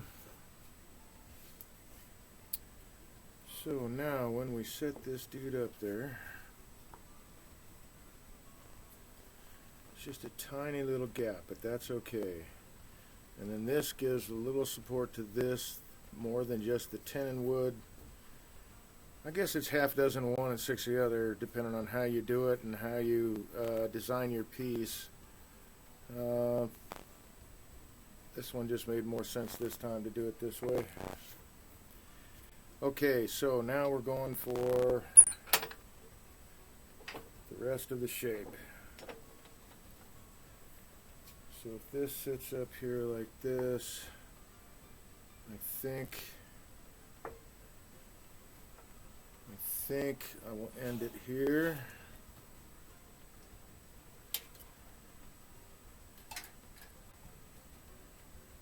Let's grab a skew.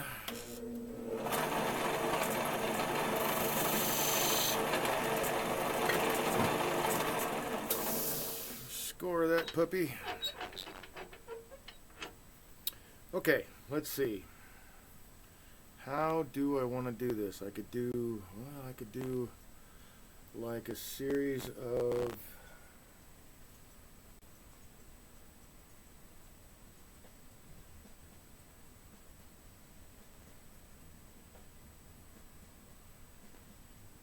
well, I could turn that into a bead right now. Do I want to?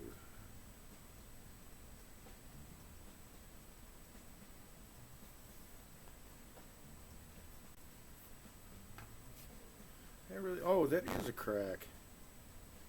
That's all right. That's not supporting anything.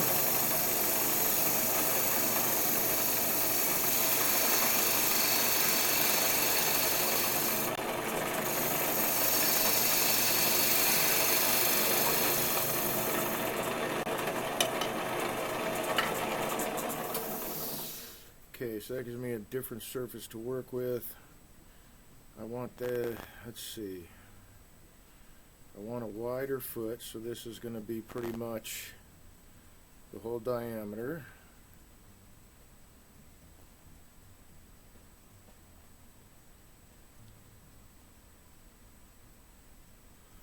Okay, let's see about...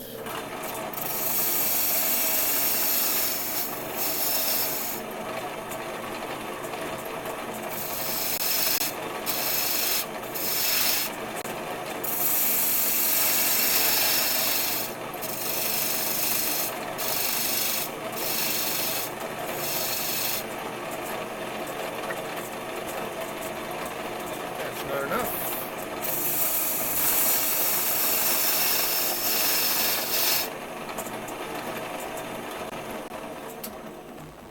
Okay, time to change the bowl gouge.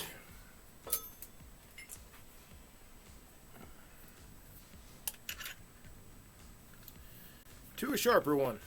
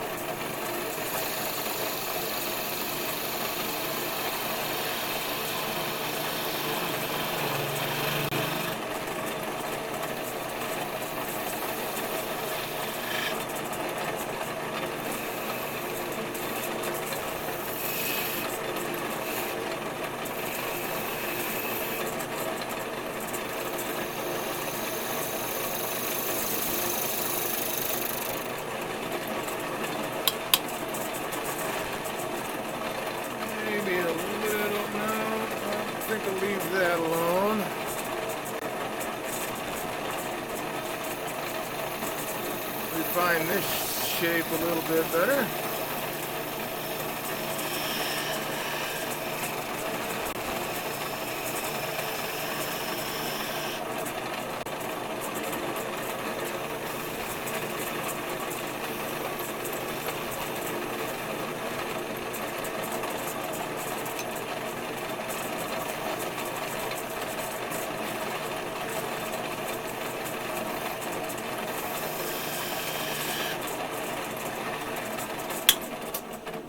Hey Joe, here. Oh, wait, we got a new one here. TC Schmo, K and Grant Gay. Oh, might not tune in. I am sole proprietor. Worked late on a job. Just walked the king. Yes, sir. Hey, Loke. I got you, man. Let's see. I was just gonna ask you a question, though. What the hell was I just gonna ask you before I noticed there was a chat message there? I'll be damned. Sidetracked again. Let's see, 150.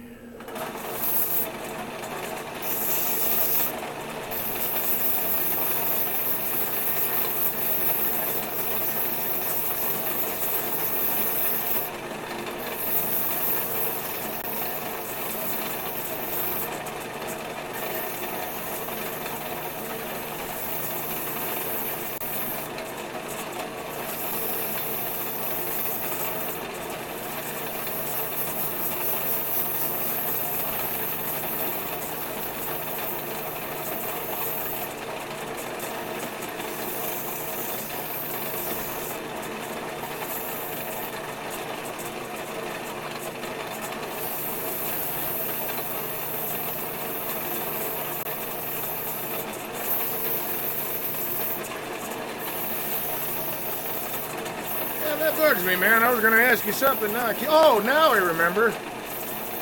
I don't know if you know this or not, but does A&W allow A&W AAW allow demonstrators to have their own assistants?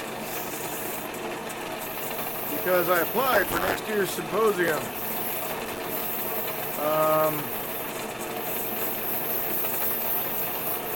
As a demonstrator. I'll find out in October if I hadn't mentioned that before. But curious if you knew if they allow demonstrators to bring their own assistants, because I bring you, man. Yeah, I mean, if you're interested, if. All right, so do I want to keep this like simple now? This is not like hugely. Oh, let's look at that.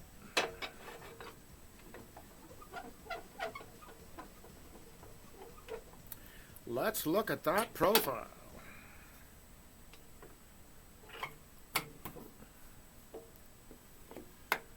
Oh, that works nicely. Okay. Yeah. All right, so what's next? I think...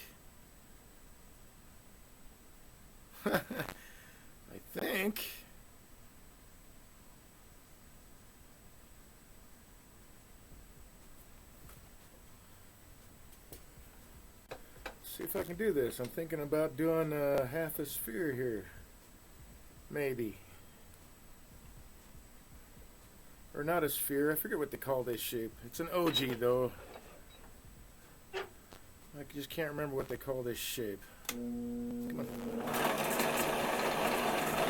Bring up the heavy hitter.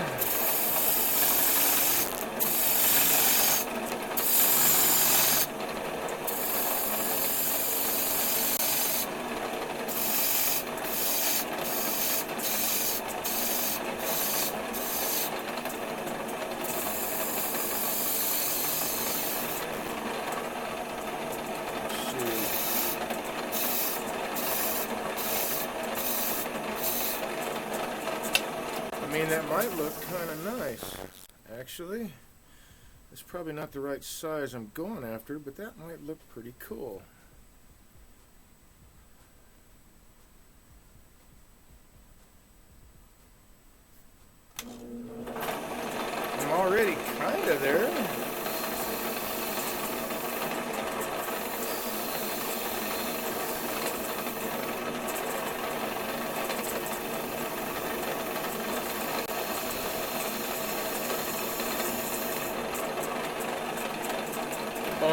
digging this. Okay.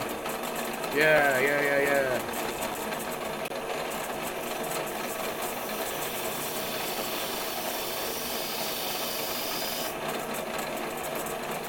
Take it down some more.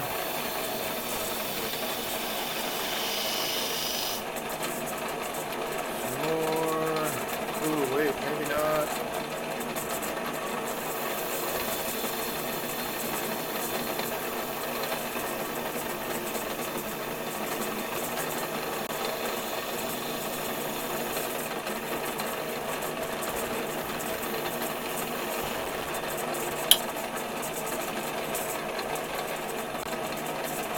No, that seems a little squatty for what I'm after. So we'll take it down.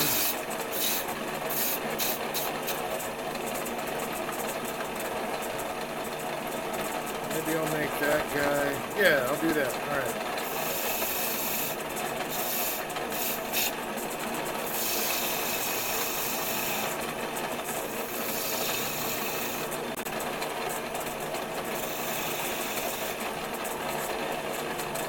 So that means this guy comes down to somewhere around here.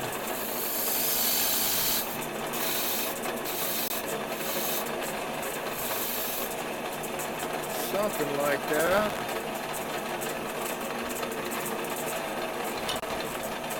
Suppose we could clean that up.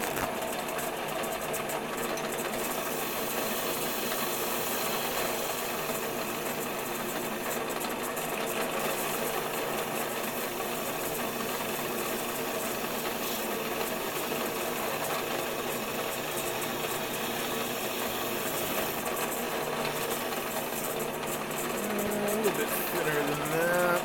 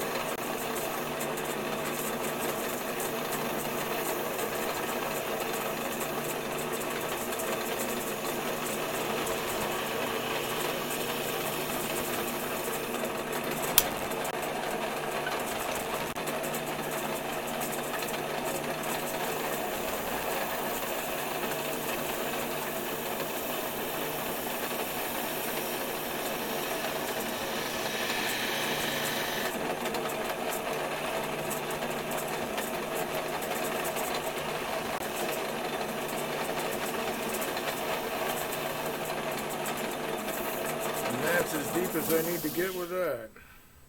Yeah, I'm liking that. You can see this crack. I wonder if me putting pressure on it is spreading it open. I don't think so.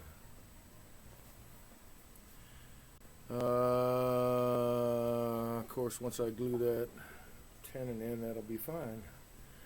Let me think about filling it now.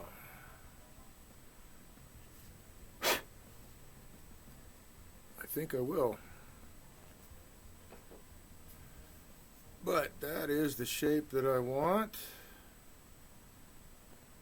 Beads are fairly even. Yeah, that works.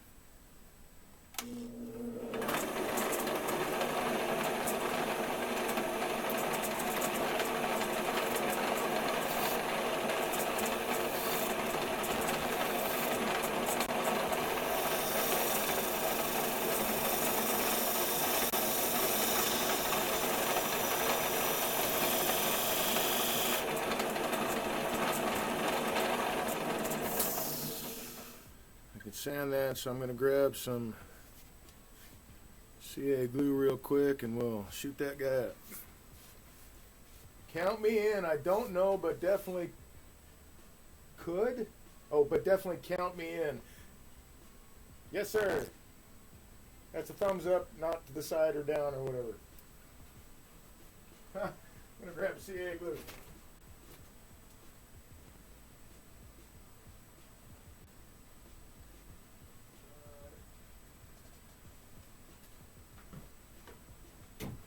Whoops. Shuts the door.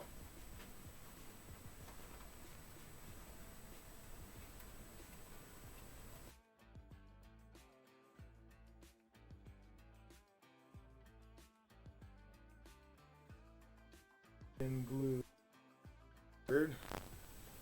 That kind of looked like.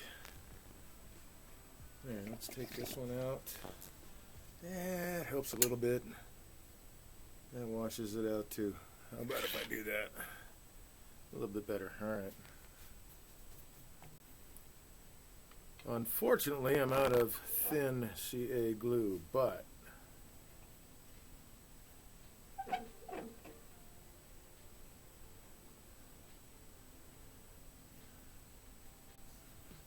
let's see. Eeny, meeny, miny, moe. Let's grab this guy and this guy.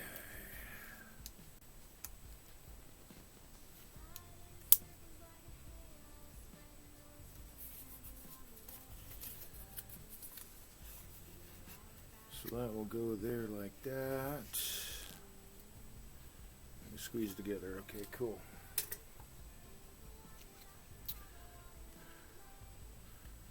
Try to spread it apart just a bit. Let me grab this guy.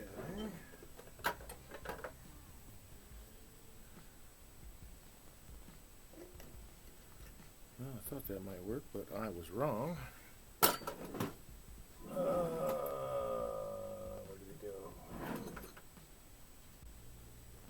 Where did it go? You know, that might work. Oh, there it is.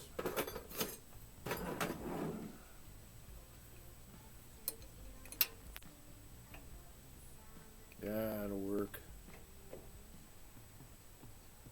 And where I'm prying it apart will be hidden.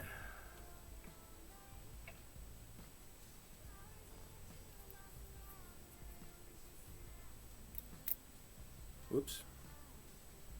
Don't spill the glue all over, Dave.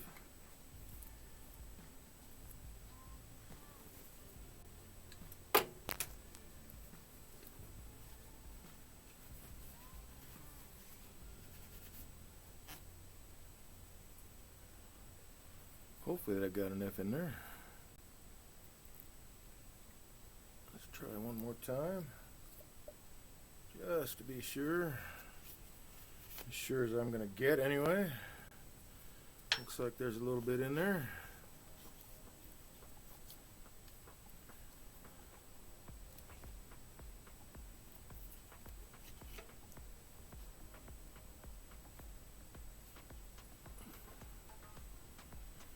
There we go.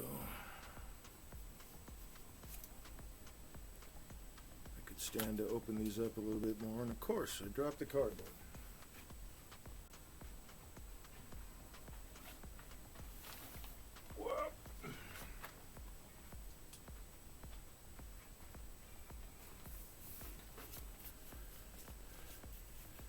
So cool, this will let me squeeze this together without damaging the wood. There we go.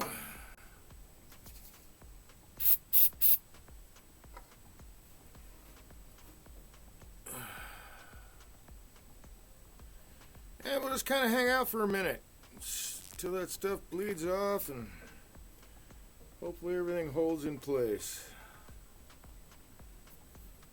I'm going to try to shoot the inside too in case any got in that way, I hope.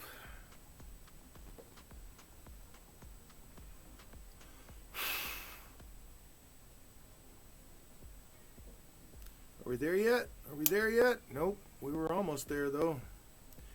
Yeah, that may not, it wants to spread apart. So I'm going to just leave it, and then I'll be using wood glue in there, so this shouldn't be an issue. That, with the wood glue anyway. CA glue, it's springing apart.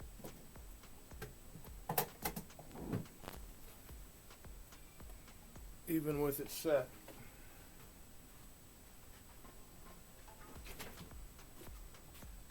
Oh. Yeah, that might be thin though. Here, let's try this. I don't have thin CA. Oh wait, maybe I've got some.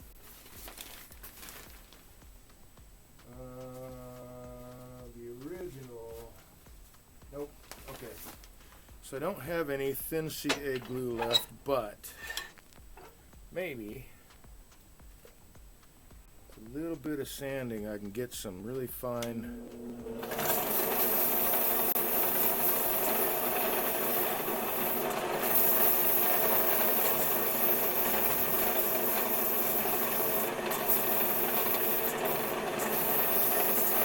Really fine sawdust in that crack.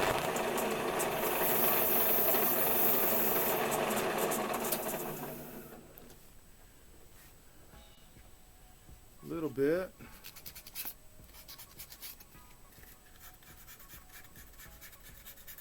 There we go. A little bit more. And maybe this medium CA glue will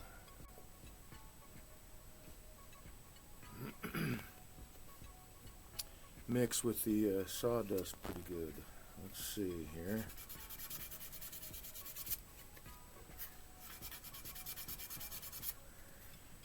Kinda.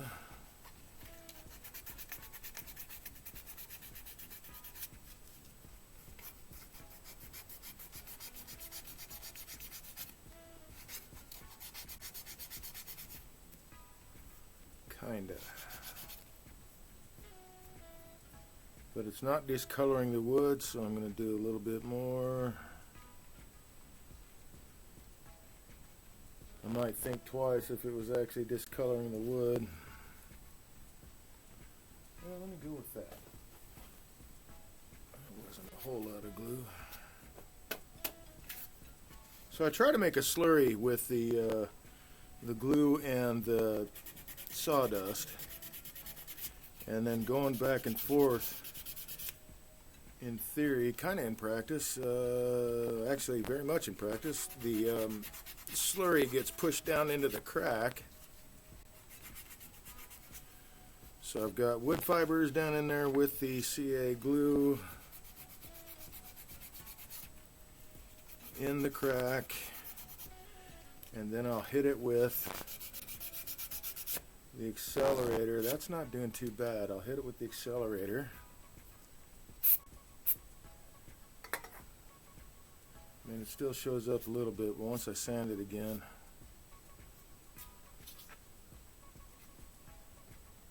hopefully it won't be a terrible thing. I think I saw another small crack over here, but I could be wrong. Tiny one right there, but I'm not going to worry about that one. So, put the glue away.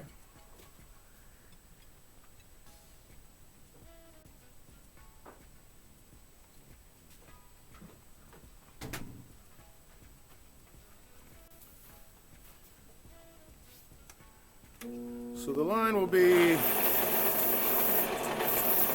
somewhat visible, but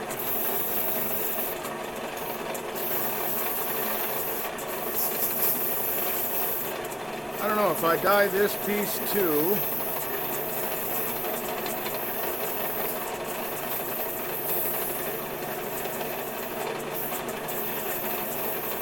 Although I am playing around with the idea of setting it on fire. Really scorching the wood. Okay, let's see if we can see that crack.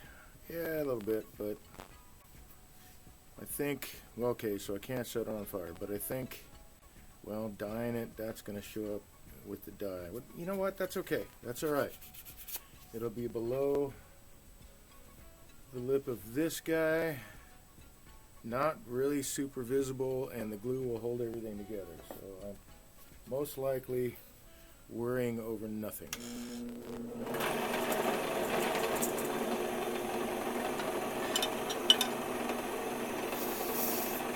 Yeah, I need a little bit more light. Hopefully it doesn't wash, yeah, it does wash it out, but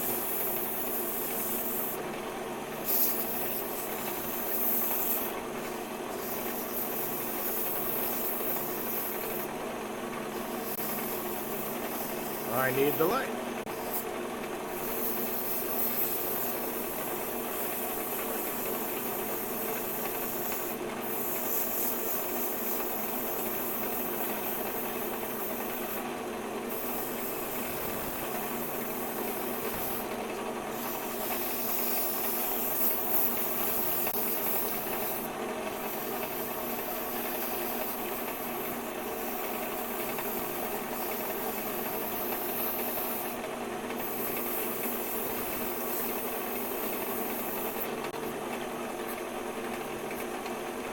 That's 220, I need another piece of...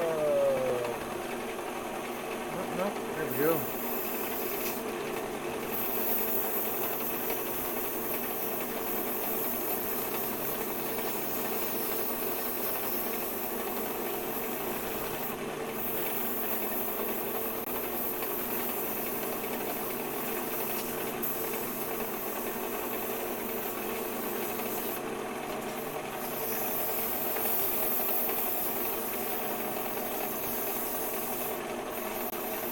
Spend a little more time with the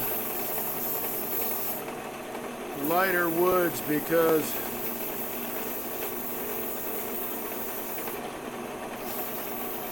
I think, maybe I'm thinking backwards, but I think the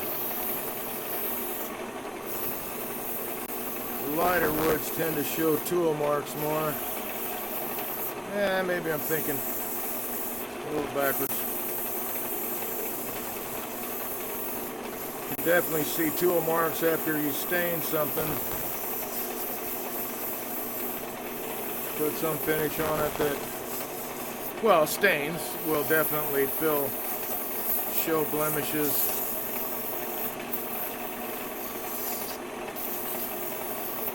Which is another reason why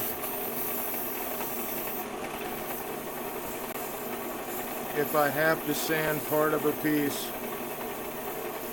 I'll throw that, whatever that highest abrasive I used for the piece that I actually had to sand, all over the entire piece so that the surface of the wood is similar all the way around, so it doesn't mess up any finishes that I put on. Yeah, you can go.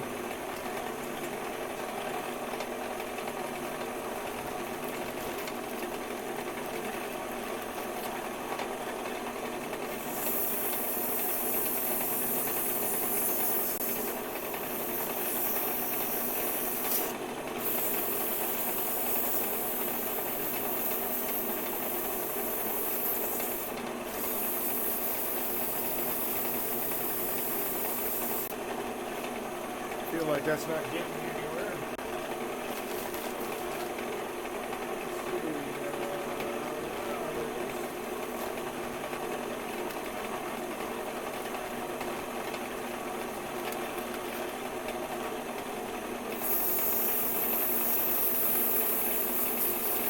Although that part could now be a feature, why not? We'll do that.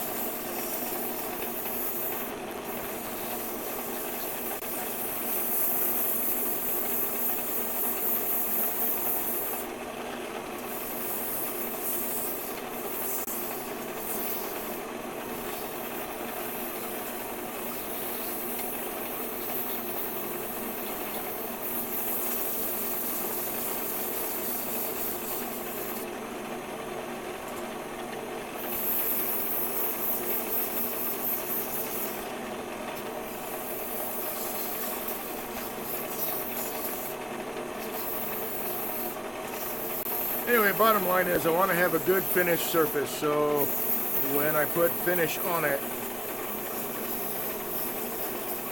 it doesn't just show a bunch of tool marks and shit like that. It accentuates the grain. It's the wood that is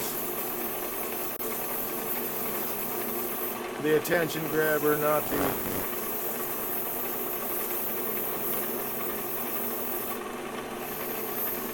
the tool marks or things that aren't aesthetically pleasing to the eye, I guess. You know, I think it's a constant journey too. Just basing it all off of what pleases my eye. But I realize there are over 7 billion people on the planet now.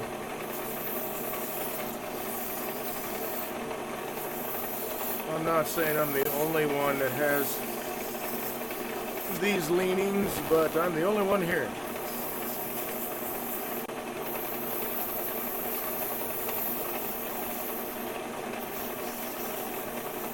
Everybody's perspective, aesthetic, it's all going to be slightly different.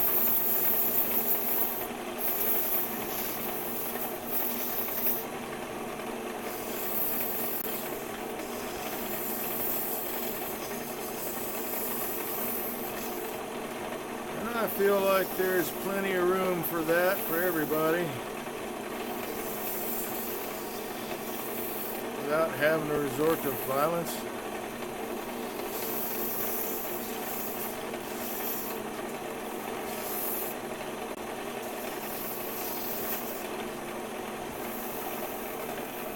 Feels mighty smooth. Let's see how it looks. Yeah. So I'm gonna make this. I'm gonna add a little detail line here. Yep, that's pretty. That's pretty. This is even split. Oh man, I hope this survives. This is split open even just a tiny bit more. So I want to get glue on it soon. Let's take care of this detail mark I want to add.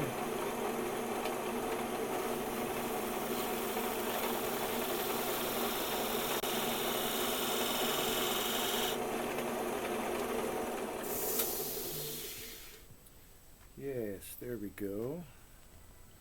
So yeah, I'm happy with that. Let's part it off. This guy away. Let's see, not that drawer. We want the skew and the parting tool.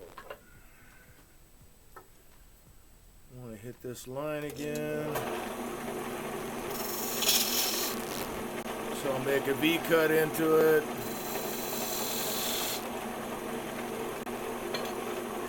There we go.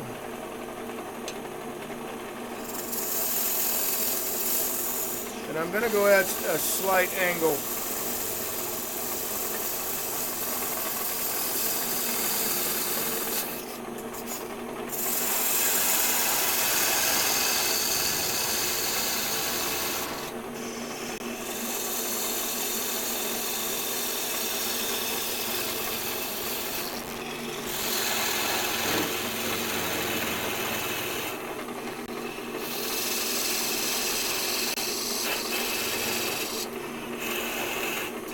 And I'm going to try to do as much as I can from this side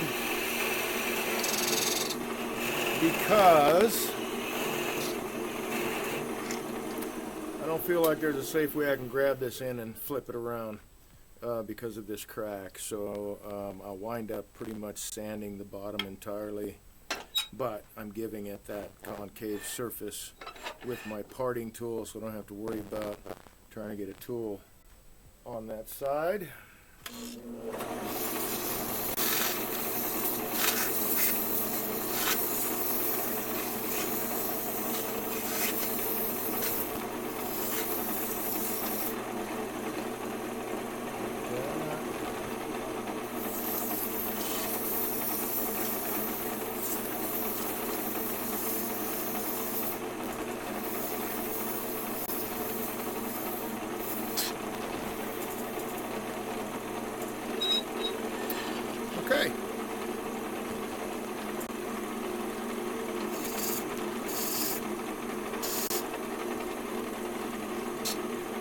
One more run at it.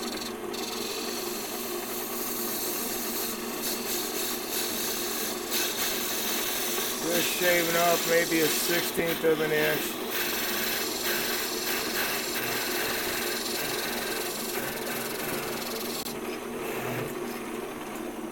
And now I'll cut the rest of that off with a saw. And we'll put the sander on it.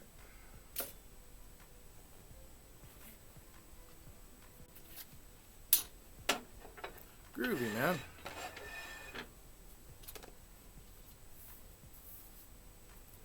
Ooh, that's where I spilled that CA glue.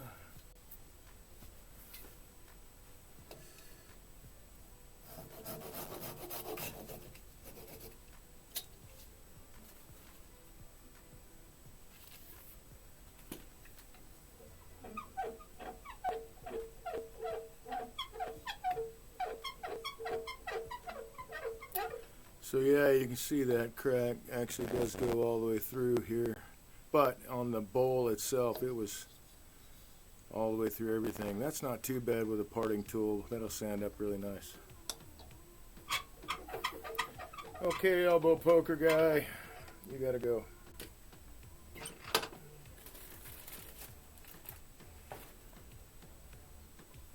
But let's take a look at it all together.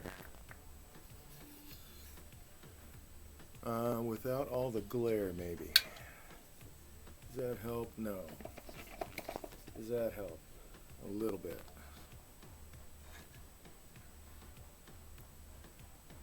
I guess it depends on what light source I'm using. I don't know, maybe, well, there, maybe that is a little bit. I'm getting some real bad washout today, too. More so than last week. I'm wondering why. Anyway, let's take care of the foot of this guy. Actually, let's get this guy off of here. Don't need him. Or this. And actually, we're just about to the end of what I wanted to work on this evening. Just about. Okay, sander. I'm going to grab this guy to start with.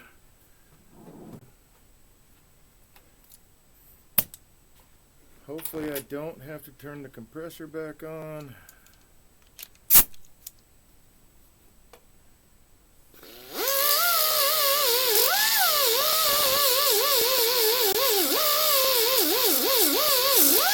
But this sander uses a lot of air.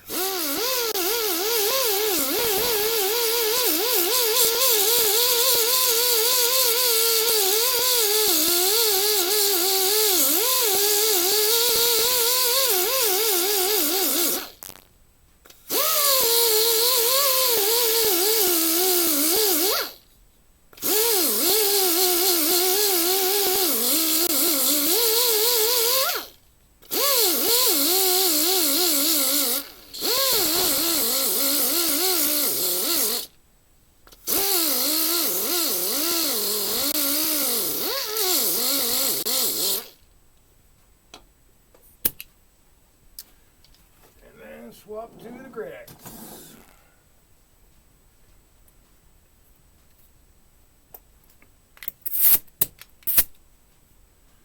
And while I'm at it, I'll get rid of that blue dot there.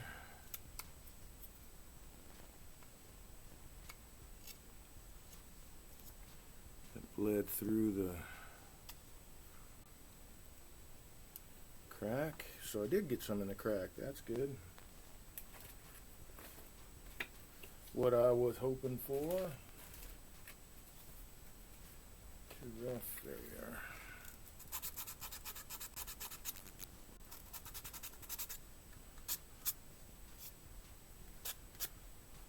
But it did discolor the end grain a little bit. Fortunately, that'll be hidden.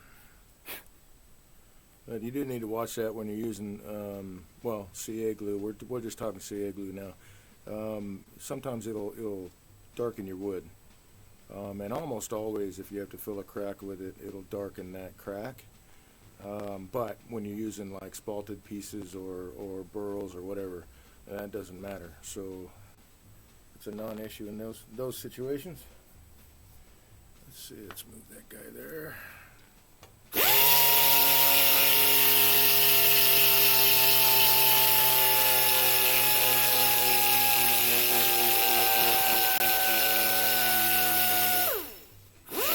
Yep, gonna have to hit the compressor. So, looks like the music is still playing. I'm gonna mute this for a minute and get the compressor up. I will be back.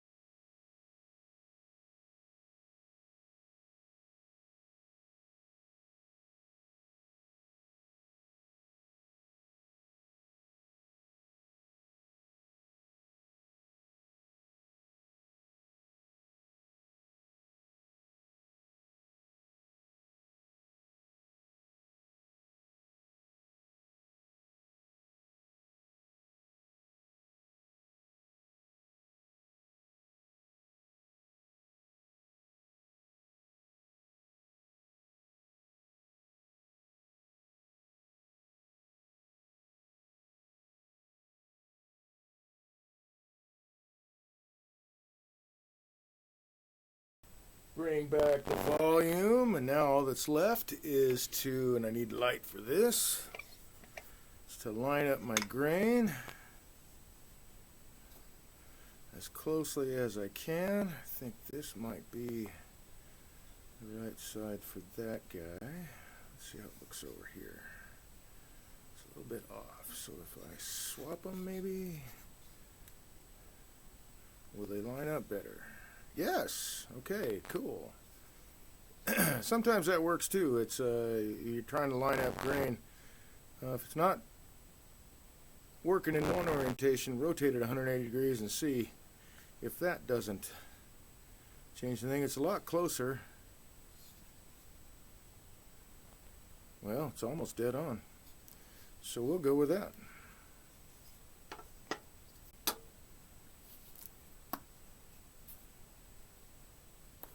So I'm going to go ahead and glue this now. I'm not going to worry about clamping it. There we go. Get the glue down to the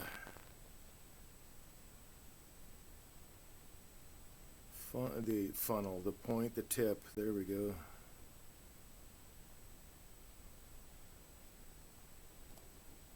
Put a little in the bottom. There might be some squeeze out, but I don't expect much, or any really. But I will be prepared, since I got some on the side right there. I don't know, maybe. There we go. Stick your fingers in it. Just stick your fingers in it. There we go.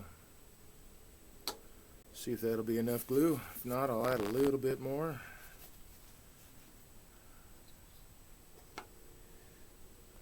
Let's see, I think this guy was here. If not, I can spin it.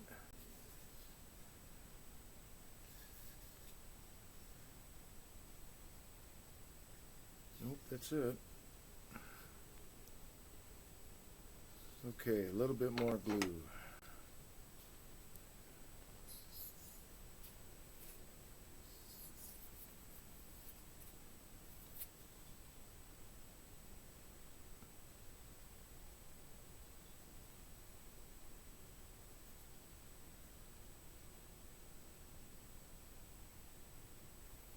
Okay, that should do. I'm lined up here. And no squeeze out.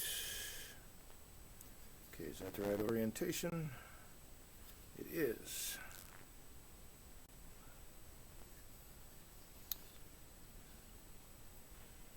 Okay, I got the tiniest bit of the squeeze out.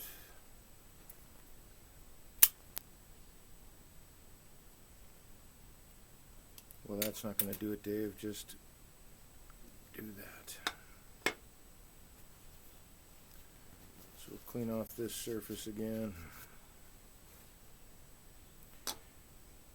Oh my. I dribbled a little.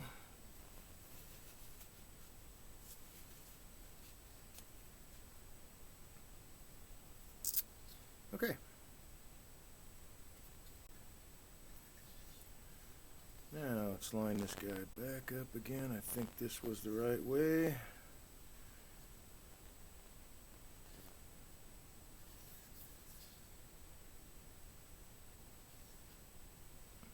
Let's see, that's the center for that side. It's really close. Let me spin it, because I may have gotten off track. That's the one.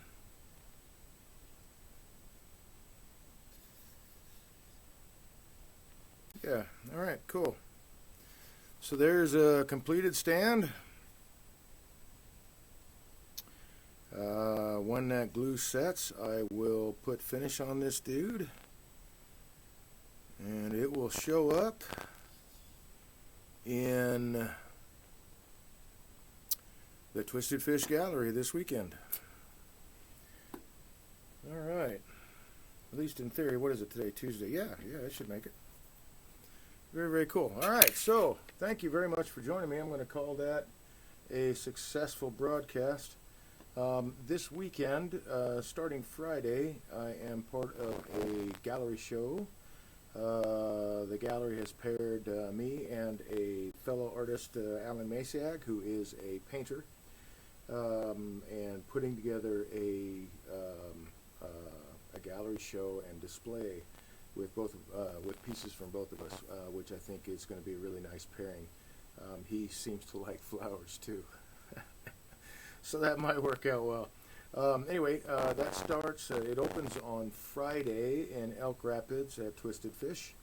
And I hope you get to make it out and get to tour the gallery, see all the lovely artwork there.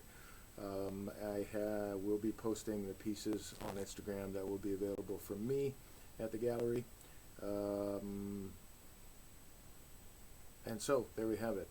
My name is Dave. I'm a woodturner. I the red-green joke. I could change if I have to, I guess. No, I can't. I'm deeply entrenched.